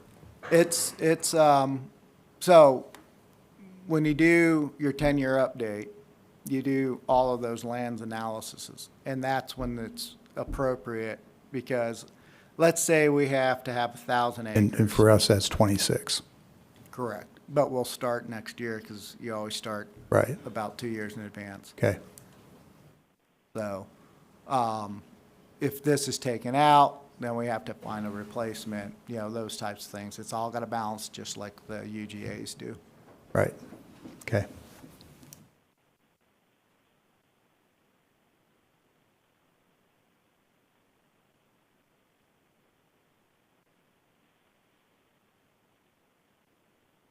Commissioner Mullen, you got any questions? Not at the moment, no. And this isn't an open public comment. Mr. Commissioners, Mark Fickus again on behalf of the applicant, Diamondback Farms. I believe we have the applicant's father here that is doing the residential development immediately to the west. Just a few points of clarification. Again, I think there's no legal impediment to having this process. There are some hurdles on reviewing this application that are different from the J11 application. But again, we're asking that this is a procedural hearing simply to let the Planning Commission deal with those issues. There's no moratorium on annual comp plan amendments, and the de-designation or the LTEC issue, while it's there, can be addressed at a later time. The development to the west already is zone rural shoreline. There's no Lammerd over here, and I believe Mr. Underwood here may speak to this after I talk. He can tell you where he's at in his residential development process. That is simply zone rural shoreline, and that's what might ultimately, or is designated rural shoreline. I can't remember the zoning, but that's not part of a Lammerd? not part of the Lammerd. The only Lammerd is this little triangle over here to the east. That's I call it the Columbia River Road Lammerd. And again, Lammerds are usually just islands in the middle of the county. These two applications are similar in that residential development is fast catching up to them, making them difficult. You can't get full crop circles on there. I'm not a farmer, although I represent farmers all the time, and maybe Mr. Underwood could speak to it. But there are some impediments, as Commissioner Peck recognized, to farming this property, whether it's designated as agricultural resource lands or those of long-term commercial significance. A 42-acre parcel is not going to be able to be effectively farmed once residential development occurs on the western portion of the property. And infrastructure is fast approaching this from the south and the southwest. So again, And so that development, excuse me, that development to the west is being done by the applicant? our family related to the applicant's father, I believe.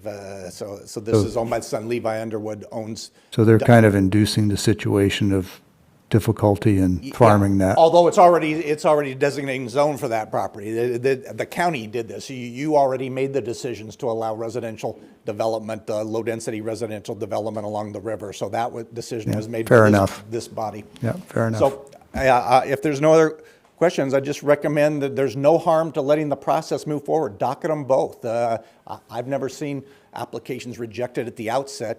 The fee's been taken, the applications are complete. Let your planning commission do its job. Mr. Bratton will get another shot, and we'll be back up here, hopefully not a year from now, hopefully much sooner, because these things are normally, in my neck of the woods in Yakima County, they would be processed in the same year of the application. But there are no time limits, and we are following your designated procedures. So thank you. Thank you. And I do need a clarification. That area, the entire area is called the Columbia River West area. It is a designated landmark. Yeah, I thought it was. Yeah.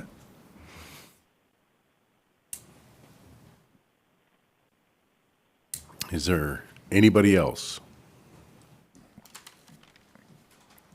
Good morning, Commissioners. Peter Harpster, Octare Engineering. I've got the map pulled up on my phone, but can we go back one slide, potentially? I'll try to point it out on here. There's 1, 2, 3, 4, 5 parcels that were AP20 at one time in the last year or so that are now RC1. And it's hard to see on here, but here's the location of the parcel that we're talking about right now. Mr. Underwood's development here. There's residential development here. These 3 parcels are in the process of being developed in the next 48 months. There's existing residential development here, and then this whole entire area was just final platted within the last few months. And so although AP20 does go down a considerable amount, down to Road 116, there is residential development split all the way down, or at least that will be developed within the next 2 years or so. Thank you. Thank you. Anybody else? Any other discussion?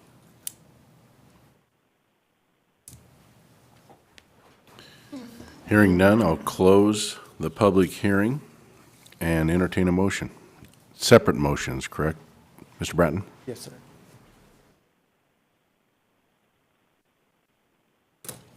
Real quick. If there's a denial, you must create or submit suggestion or findings of fact. If there is approval, we just move forward. Those findings of fact will be generated through the process. Just wanted to make sure that was clear. And Derek, for at least the public benefit, if not some members of the board, if these move forward, outline the next 2 or 3 steps. I mean, it goes to the Planning Commission, obviously, and then it's going to come back to us.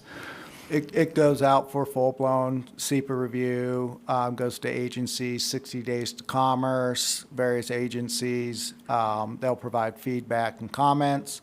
Those will then be compiled as part of the record, hold the hearing before the Planning Commission.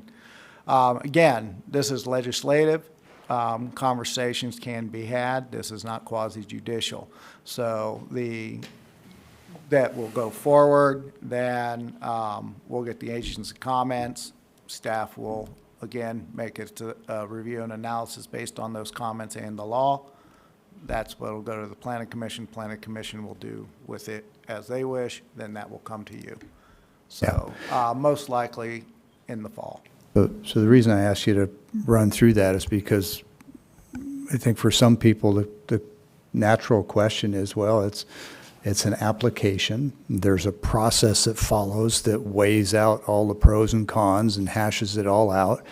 And helps the board decide whether or not this is good for the county or not. So it sort of begs the question, well, why not just send them all through? And by describing that lengthy process, you highlight the fact that it isn't a simple or quick or cheap process. It can be fairly expensive, and there's a lot of staff time that goes into it. Nevertheless, have always leaned toward benefit of the doubt and wanting to make decisions on the most complete record possible, and we get that by running them through the Planning Commission. With respect to the public comments about these not being chopped off and I'm using my own words now, at this level, I've actually seen municipal entities who in fact have taken a lengthy docket and said no to a number of them. But in those cases, there were 15, 20, 30 of them, and that becomes a true staff burden. We've got 2.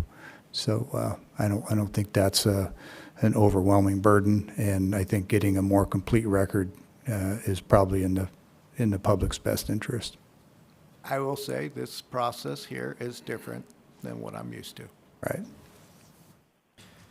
Move to approve CPA 2022-01 as part of the 2023 Comprehensive Plan Annual Amendment Docket. And before I second this,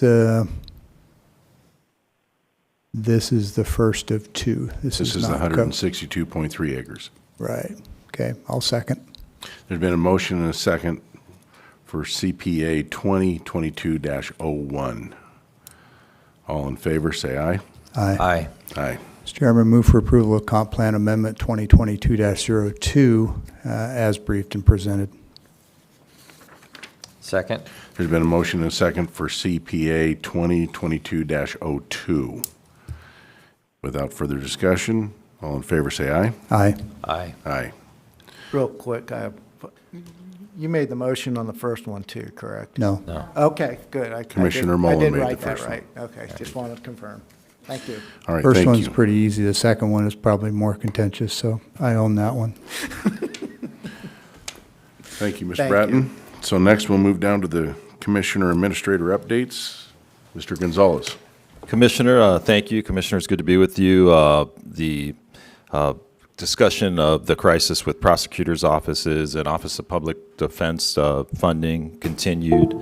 This past Thursday, I met with Salvador Salazar and Barbara Serrano, who's a policy analyst with the governor's office. So had a really robust discussion on some funding mechanisms and really how we move the ball and the conversation forward. And that led to a really good discussion yesterday, commissioners, here at the courthouse. In attendance were Senator Banky, Senator Torres, Representative Sandlin, Representative Barnard, along with the state OPD office. Sean Sant was also there, and Larry Ziegler and myself. And what the result was is we are going to form a statewide task force led by Senator Torres, who is going to chair this. So ultimately, we're going to go around the state, get input from other jurisdictions, and Senator Torres, we had a good conversation yesterday. She's already crafted a piece of legislation that she is going to introduce next session to try to come up with some funding mechanisms to save this system. So really proud of the work that we've done here on that behalf. Some of the suggestions are, I know WASAC has been a big part of, perhaps bringing some conversation pieces to the table. So I'll start plugging you into that, Commissioner Peck, because I know you've been pretty influential.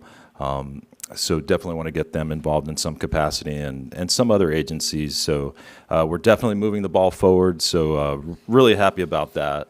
Kind of on a funner platform are our social media platforms. They continue to grow.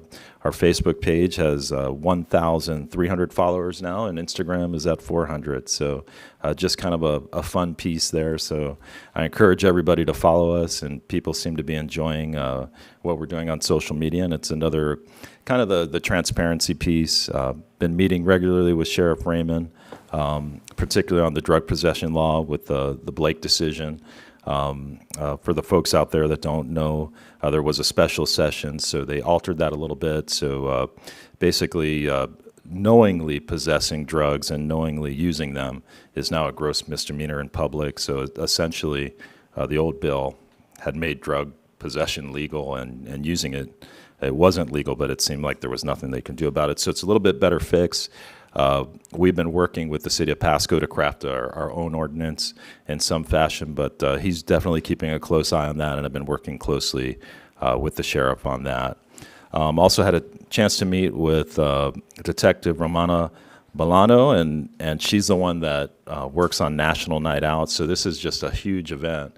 And if you've ever met Detective Bolano, she's a firecracker, and you could tell why this event has been so successful. So it's up to 500 people last year, and so she was recruiting me and hoping that more staff members can get involved because she wants to see this thing, really get big. It's out in Basin City in August, so I'm going to help her with some media outreach, but just really loved her energy, loved talking with her, and so that should be a lot of fun.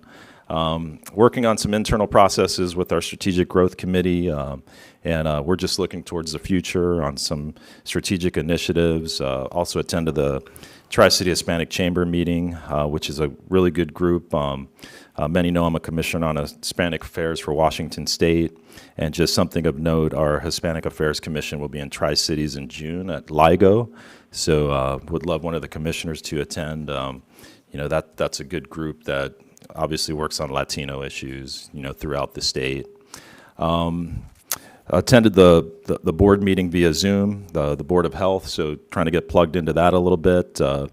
Commissioner Mullen and I met with Visit Tri-Cities to talk a little bit about the HAPO Center and then just some marketing initiatives. And so that was a really good conversation. So continuing to stay busy. The only other thing of note, I'll meet with the Yakima Nation on Wednesday. They're having a meet and greet as they get their footprint into this market and really try to develop some relationships. So definitely keeping busy.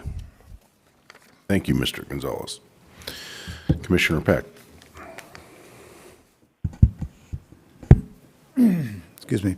Benton Franklin Council of Governments meeting last Friday. We have approved the new set of bylaws and operating policies for the council, which has been a several-month endeavor. All the different municipalities in the area have a stake in it, and so as you can imagine, coordinating policies and bylaws with that many separate, distinct interests is a lengthy process, but pleased to report we finally got that over the hurdle. Also, some discussion and pending action on metropolitan planning organizations. We have a variety of lengthy acronyms, MPOs, RTPOs, but they all generally speak to planning areas for roads and highways in our region. And for some time, part of our urbanized area has included Burbank, and it looks like that'll probably change, and Walla Walla, which has gotten large enough as a county to have their own planning organization, will take that on. So some impact on us, but not great. I bring it up because that corridor and that traffic across the Snake River is pretty close to the Amazon facilities and all the development happening on that end. So there's going to be some significant increased truck traffic, like hundreds of trucks on and off of Highway 12. And so it's going to be important for us with WashDOT and now with Walla Walla County to work on that corridor. Last time that it came up, WashDOT spoke to possibly putting in a roundabout on Highway 12 just west of the bridge over the Snake River. Most of us that are more directly involved think that that's grossly insufficient and that we need some sort of an overpass there to separate 50, 60, 70 mile an hour traffic from 18-wheelers coming and going from a variety of developments in that corridor. Also had the Hanford Area Economic Financial Investment Trust, which is a loan committee using funds from the hazardous waste dump tipping fees at Hanford. Operates under the State Department of Commerce, and our board met yesterday Obviously, can't get into a lot of detail here, but about a 2-hour executive session on potential impending litigation. And those were the highlights for the week. Thanks. Commissioner Mullen? So we had the Ben Franklin Board of Health meeting, and probably the big news out of that is that the Health Department will not be moving. They'll stay in their same location.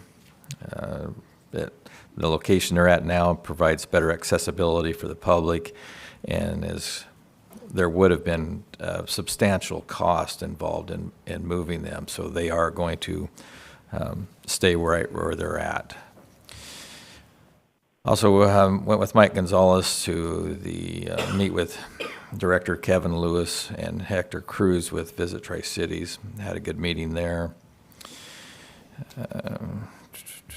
Also had the chance to go over an article that was put out by the County Road Administration Board, or CRAB as its acronym. Programs for the federal aid and to maximize local benefits. And the subject of the article was Franklin County. By using and leveraging the CRAB's programs and the federal aid to maximize local benefits, Craig Ergman and his staff, they secured the funding for the bridge on Self Landing and Richview Drive.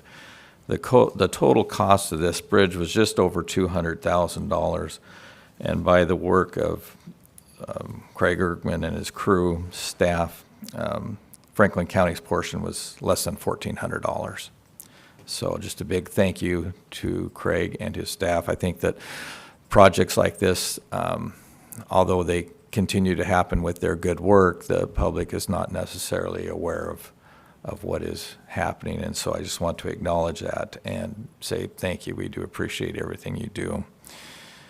And also want to make another comment too. I know I reported on it last week, but with the Climate Commitment Act, which raises the gas tax, if you are agricultural use, you can get relief from that tax for the next 5 years.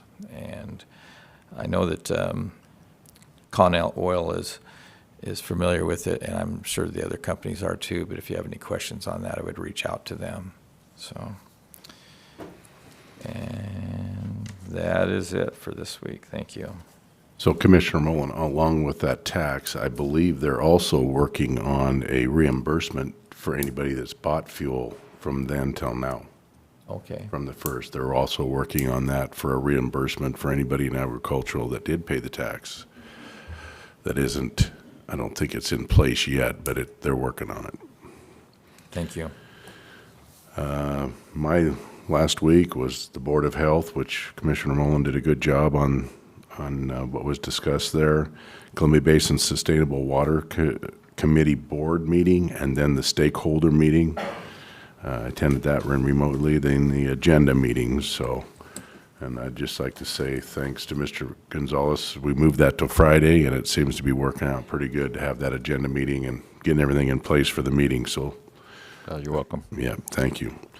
Okay, with that, we'll move down to the elected department head business. Is there any elected or department heads that would like to speak or have a discussion with the commissioners? Because we get to interact. Discussion, no argument. How's that, Commissioner? Oh, no. So it's you, John. Little update on the assessor's office. I brought forward the increase in the senior program for discounts and for disabled, veteran disabled. We are seeing an increase in people coming in that do not yet qualify because that doesn't go into effect until August, of course. So people are going to end up having to come back again, complete applications, and so it's kind of a duplicate, triplicate type of a process right now that we're seeing. That is raising from 44,316 to what the initial information that I've gotten verbally, coming out in writing first part of August, go to 61,000. So household income, and that should be a gross minus certain deductions, medical insurance, some other things that come off of that.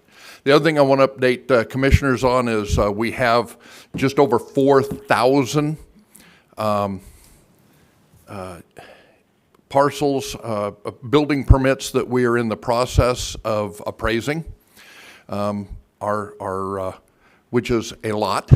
We've got some individuals running over 1,400 of those. Those need to be completed as far as assessment-wise by the end of July.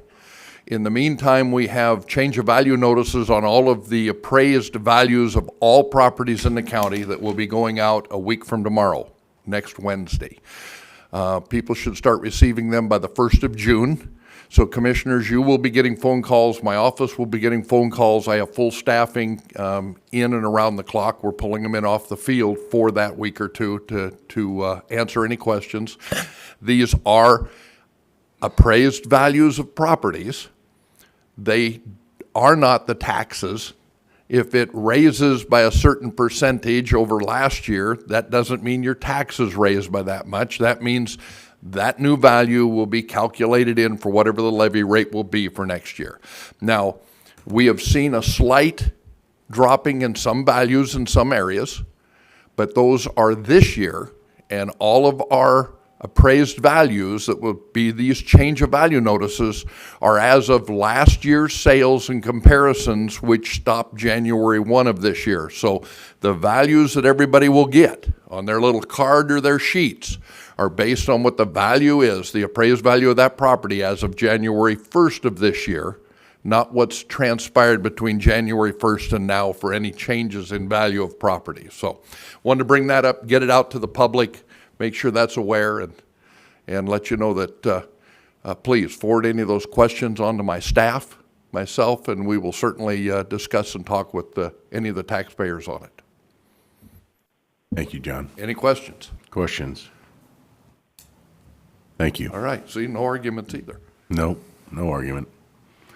Any other department heads, elected officials? All right, seeing none, we'll move down to administration office business. Mr. Gonzalez. Yes, sir. So this is the discussion of the cancellation of the Gallagher contract.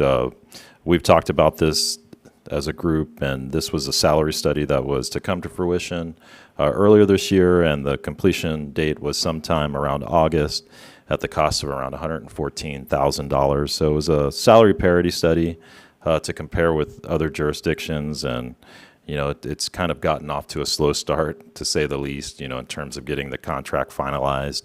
I've dug into it and in terms of the desire by the group that's performing the study. We do have the option to cancel it within 10 days.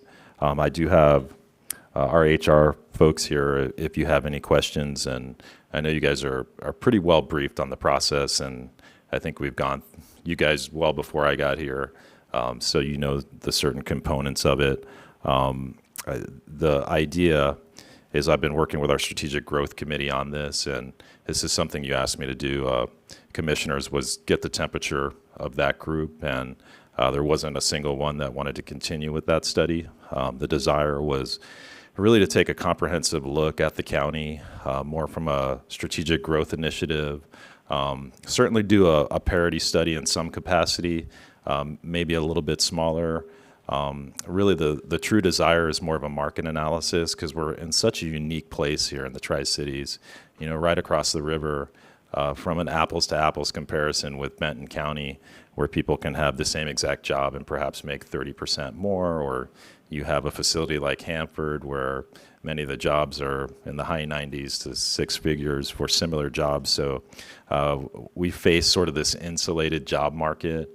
And then, oh, by the way, you can go 50 minutes and work in Yakima, and it's not too far. You can go to Walla Walla, perhaps 40 minutes, and they can pay more than us. So we're definitely feeling that wage pressure, but I think there is a way to balance that between strategic growth initiatives, how do we maximize the workplace, and really just think about how we need to grow. So I've been looking into different consulting firms that I've worked with when I was at the city of Pasco as an economic development manager. So I'm kind of in that exploratory phase, and that really seems to be what the leaders of the county want, is to really look at things strategically, more than just going, here's a salary study. We already knew this. So And I think that'll be the most effective thing that we can do. All right. Is there any questions for Mr. Gonzalez on that? Are you anticipating bringing something to the board for action on this contract? I think so, and I was looking for some action today because statutorily I don't have the power to cancel a contract. So the board is the only body that can cancel the contract. The county administrator cannot. Yeah, board's the only authority that can enter into contracts Right. or end them. We've had a lot of discussion on this, and I don't know that we need a motion on it as much as we need board consensus, but I'd recommend that the board indicate consensus to close out this contract with Gallagher, proceed with a strategic study as we've been discussing for weeks. I think the county administrator just needs our nod to carry that forward. This is obviously a recorded public meeting, so we've got a record, and I would support doing that, seeking the consensus from the rest of the board. I also would support canceling the Gallagher contract. I think it's going to tell us what we already know, and we need to look for another alternative route to take care of our people. Thank you. And I concur. So you have the Okay, board's thank approval. you. All right, we'll get her done. Thank you. All right, that moves us down to public comment. Is there anybody on the phone or in the room for public comment? Nobody on the phone.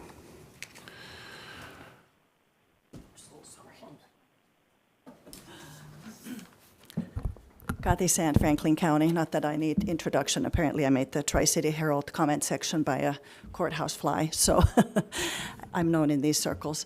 But anyways, my comment is about SVM and the HAPO Center and the Country Gentleman. I get invited to a lot of different events at different places, and due to my severe food allergies, I have to say no to a lot of those things because I get very sick. So I'm very impressed every time I call when we have an event at the HAPO Center. They take really good care of my meals, and I don't get sick. I don't end up in bed for a day to a week after an event. So I'm impressed by how it's been handled ever since the Country Gentleman took over the food, and it's been a safe place for me to eat. And I was impressed by their presentation, how many new businesses they're getting. And so I just wanted to give them kudos. So thank you. Anybody else for public comment? All right, seeing none, I believe, Mr. Gonzalez, we have one executive session. I did want to get to something before we got to that. Okay. We do need to sign that quitclaim deed for That's right. Benton County Juvenile Justice Center before we forget about that. So we had some of the parcel numbers switched accidentally, so we have fixed that. And Is it so here? It is. It should be in this packet. Okay. It's here, Karen, isn't it? Yeah.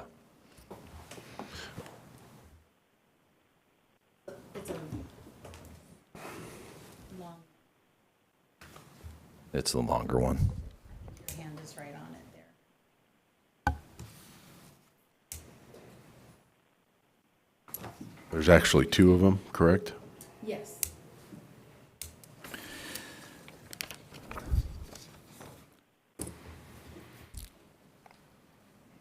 So, Mr. Chairman, we have presented to the board two different quitclaim deed documents, and I'm going to read the parcel numbers just so that there's a record of what parcels we're actually signing off on and relinquishing any interest or ownership in.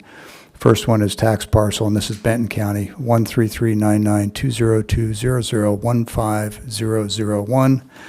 And the second, also a Benton County Assessor's Tax Parcel. This number is 133992020140002.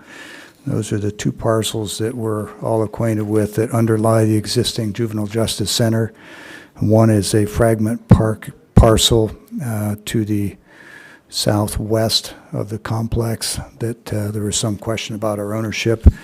So having identified those parcels, I move that the Board of Commissioners sign off on these two quitclaim deeds as I've just read them into the record.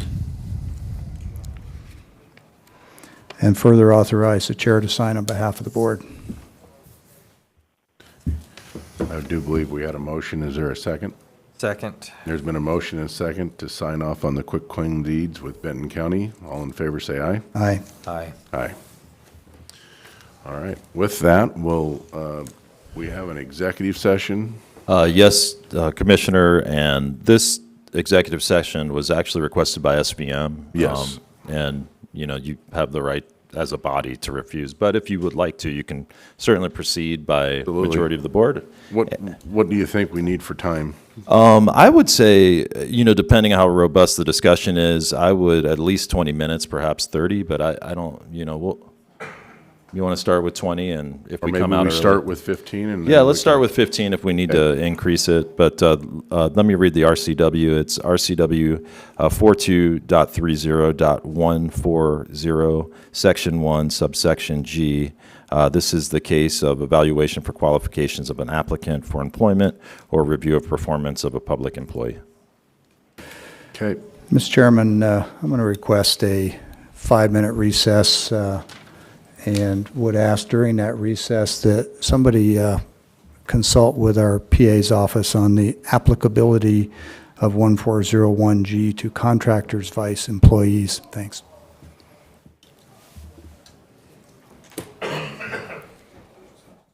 Okay, at this time, we will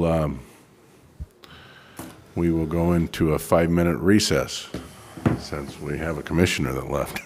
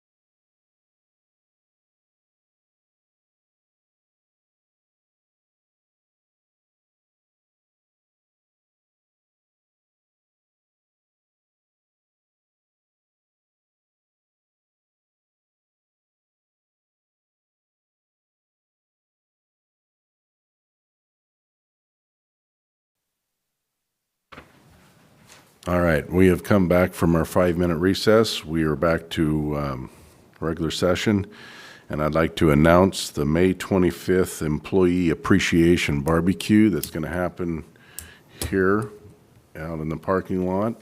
And Mike, you want to expand on it a little bit? Yeah, and it's been something that's been asked. All the directors and elected officials are paying for that. So I know you're donating some meat and other things. So we've got people to donate their cooking time. So I want the taxpayers to know that they're not fronting the bill. We are. So It's appreciation for all absolutely. the people working hard in the courthouse. Yep, absolutely. So it's going to be a good time. Excellent. All right, with that, you want to take us into executive session? Yes, sir. We're going to go into executive session under RCW 42.30.140, Section 1, subsection G, to evaluate the qualifications of an applicant for employment or review performance of public employee, and we've slotted 15 minutes. So at this time, Mr. Chairman, if I may, I just want to make clear, is the request for going into exec session at the chair's request under that RCW or by SVM's request? I just want SVM requested it, and I'm accommodating their request and going into a 15-minute executive session upon their request. Okay. We could review this. It also seems like, I guess the other, without knowing what the content of the discussion is, I guess if it overlaps with any of the legal issues, since counsel will be there, we could also add subsection I. I don't know, again, I don't know the basis of what comments are going to be made, but it seems like either those two prongs would seem potentially appropriate. So if we could just go in on that for the same 15 minutes? 15 minutes. Okay. You want me to add subsection I? Correct. Okay, we're going to add subsection I. These don't require any signature.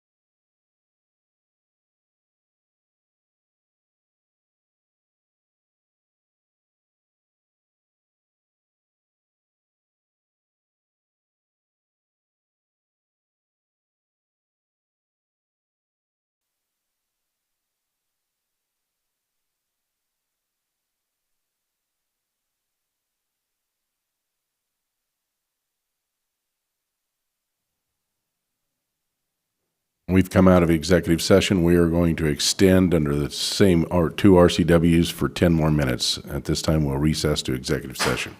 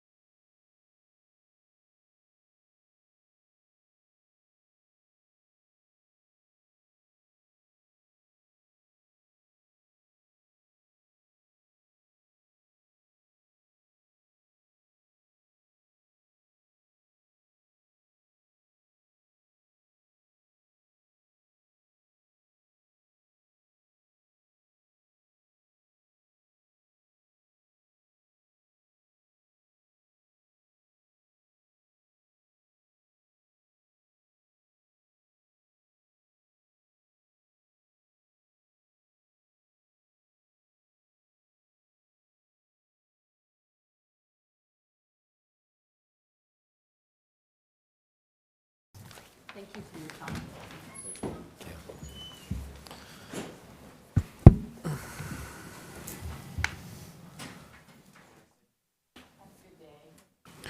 We have come out of executive session. We're back to regular session. Is there any other business for the good of the county? No, sir. Thank you.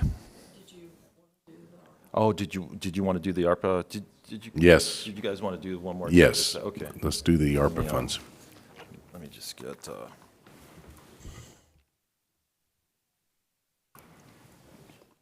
Thank you. Thank you.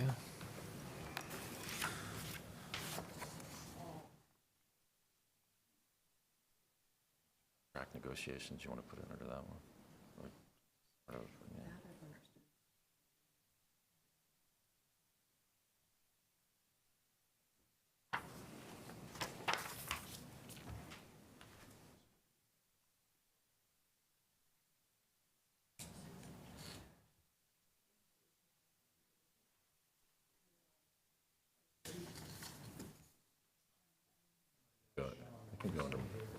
Go under multiple.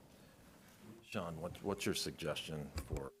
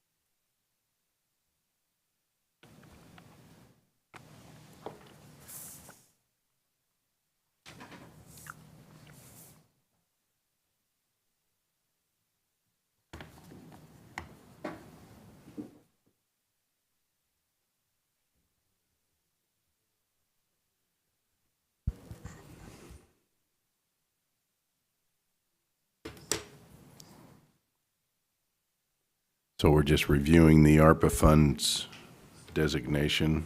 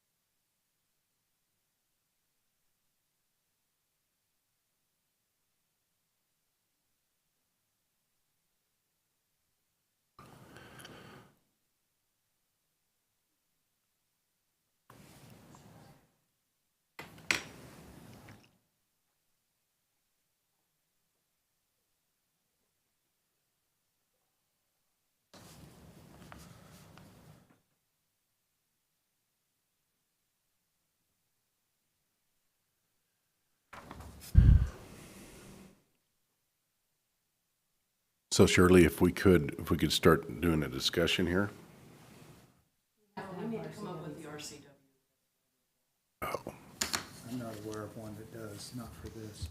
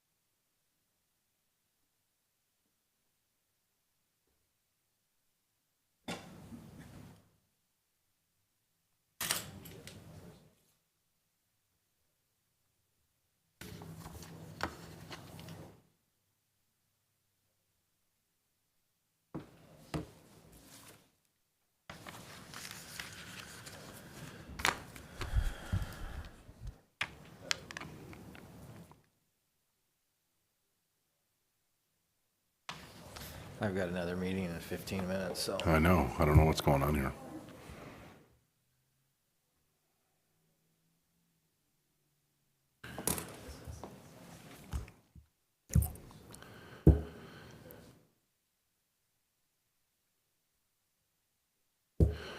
So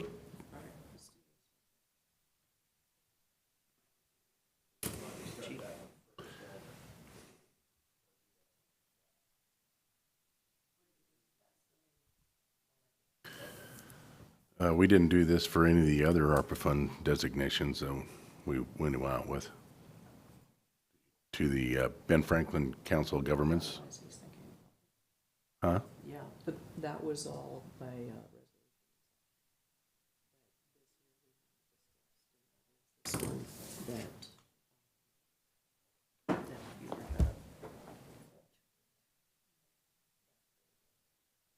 Oh, we're not, I don't want to go over that one today. There's only three that we commissioners agreed on last week. And that is Hospital District 1, 1.5, Fire District 2 for $750, and Fire District 5 for $500. Those are the three that I want to get going today so we can disperse those funds. okay, we cannot disperse, it's all reimbursement. Right. But that is more a matter of, I have the contract I was going over. I'm hoping to get that today or tomorrow. Then I have to, we don't have the ASR resolution. Well, I guess we won't be doing any We do disbursement. need to discuss this one, not regarding disbursement, but if that's what needs to be.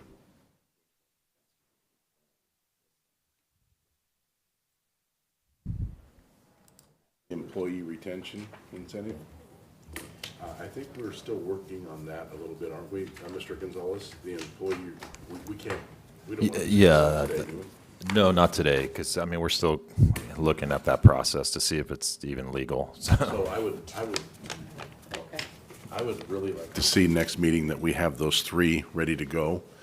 If you can have those three just for the Hospital District 1, Hospital District, or Fire District 2 in 2 weeks. 2 weeks at least. I have to get the contract, and I'm getting it to the hospital district, hopefully this week after that review. There's certain. And so then I have to get it to her, and then she'll have it ready in 2 weeks. That's a timeline for that. It also has to go to the hospital district for them to review it. And then sign it. Okay. I guess it'll be 2 weeks. And Sean, I sent an email to you of asking you to consider recusing yourself from this legal for the benefits that were paid in salary. So I didn't understand the nature of the concern.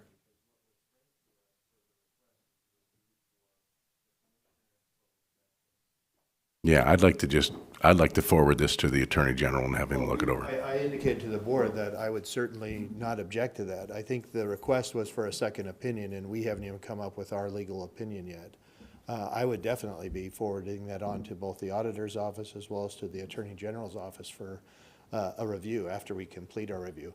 I didn't think it rose to any kind of issue for conflict because this, again, was based on the legal theory that if the board is raising a benefits for themselves, whether or not that rises to the equivalent of salary. And so I don't see there's any conflict with anybody in my office or myself not being part of the elected body to vote on that. So You don't see a conflict. I don't. You're receiving the same But- benefit but- in but- salary, and you are good friends with the commissioner that is really at hand here. Again, the question that was asked or requested of the board is a legal review on the commissioner's authority to provide a benefit through insurance to all employees, including the commissioners, and whether or not that is improper, if that's a salary that relates to commissioner salary. That's what I understood the questions to be. the questions that you forwarded to our Office for Legal Review. Yeah, no, I sent you another email 2 weeks ago, Right, and you never right. responded to it. I have not, because I didn't see the basis for any kind of conflict, because it was framed as a conflict because either myself or other members in my office also may receive VIBA benefits or insurance. That's how it was framed, as the conflict. I didn't see a conflict. I discussed with my office. We don't see a conflict of how any of the employees, either in my office or other county employees receiving VIBA or insurance benefits, would be a conflict, when the questions presented by the board or yourself was based on the board's authority as commissioners being able to raise a benefit for the members of the board.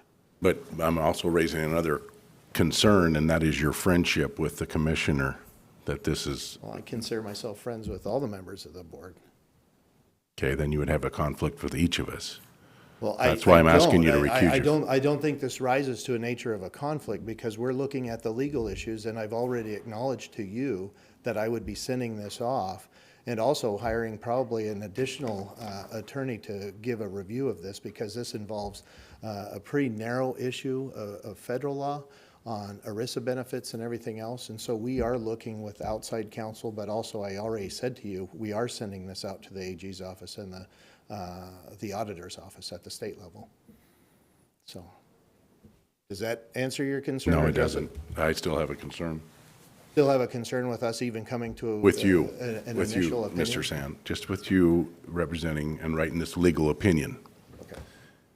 I have a concern with it, with the friendship. Okay. I think you should recuse yourself. I think this should be forwarded to the AG's office. And I told you already that I would Immediately. be forwarding it to the AG's office for review once we've completed our initial review. How long is the review going to take? Well, like I said earlier, it's a pretty complex legal issue. And How many months, has it been a month since this has been presented to the board? It's been about 3-4 weeks, and That's a considering month. some of the Yeah. changes in the office, yeah. And we continue to look at it, and we will review it and forward that request to the state auditor's office as well as to the attorney general's office to review it as well. I think that the request should be sent directly to the Attorney General's office too, just for the perception of it, because, you know, to me it is, if I was in someone else's shoes, I would want to not have any perception of conflict of interest, because, I mean, even your wives of the two people involved in this are joined here every day. I mean, if it was my wife and it was me, I would want an outside counsel to look at it, just to avoid any public scrutiny. I don't believe there was any scrutiny when the allegation was raised from an individual that has run twice against the commissioner. I don't think there was any issue or conflict raised from the fact that that came about. Well, I mean, it's obvious that you guys are friends. If it was me, I wouldn't even want that perception. I would send it directly out to the Attorney General and have them look at it. Why would I want to be in, if I was in someone else's shoes, I wouldn't want the perception to even be there. Okay. Does that make? No, I appreciate that, and until we come up with a conflict through my office's review, again, I've already told the board that I will be sending it out for review by the Attorney General as well as the State Auditor's Office. A review, I think I would send it directly to them. So do you think Why that, would I interfere in something that could be perceived as a conflict of interest? I guess I just don't see it that way. Well, We're it getting- looks that way to me, but. As it does to me. Yeah. All right, we'll take it under advisement, and I'll get back to you. I'd prefer you to send it to the AG's office immediately. Okay. I think that's just the most open, and there's no perceived conflict of interest at all. I mean, Well, hopefully they'll take it, because I've been in a situation before where we've had other conflicts where I recognize there being a conflict, and it forced us to try to reach out to another county prosecutor's office who are already taxed beyond their resources. So I could certainly do that. If that's the way the board wants to go, I'll see if they'll take it. I think that's best, just for, like I said, I mean, that way there's no question of any interference or conflict of interest, and make sure it's done correctly. And I just wanted to confirm too, has the board sent this directly also to the state auditor's office already? Because I was planning. I have to send not. it. I have done nothing. I've been waiting for you. Okay. I've done Mr. nothing. Beaton, I see our auditor and, It was, I reported at the time, I reported that, when I told you, I'm required by law to also forward Okay. to the state auditor. So they're going to be reviewing it as well independently, so. okay. All right. Now Thank you is- very much. Thank you. Anything else? Is there any other business for the good of the county? Hearing none, this meeting is adjourned.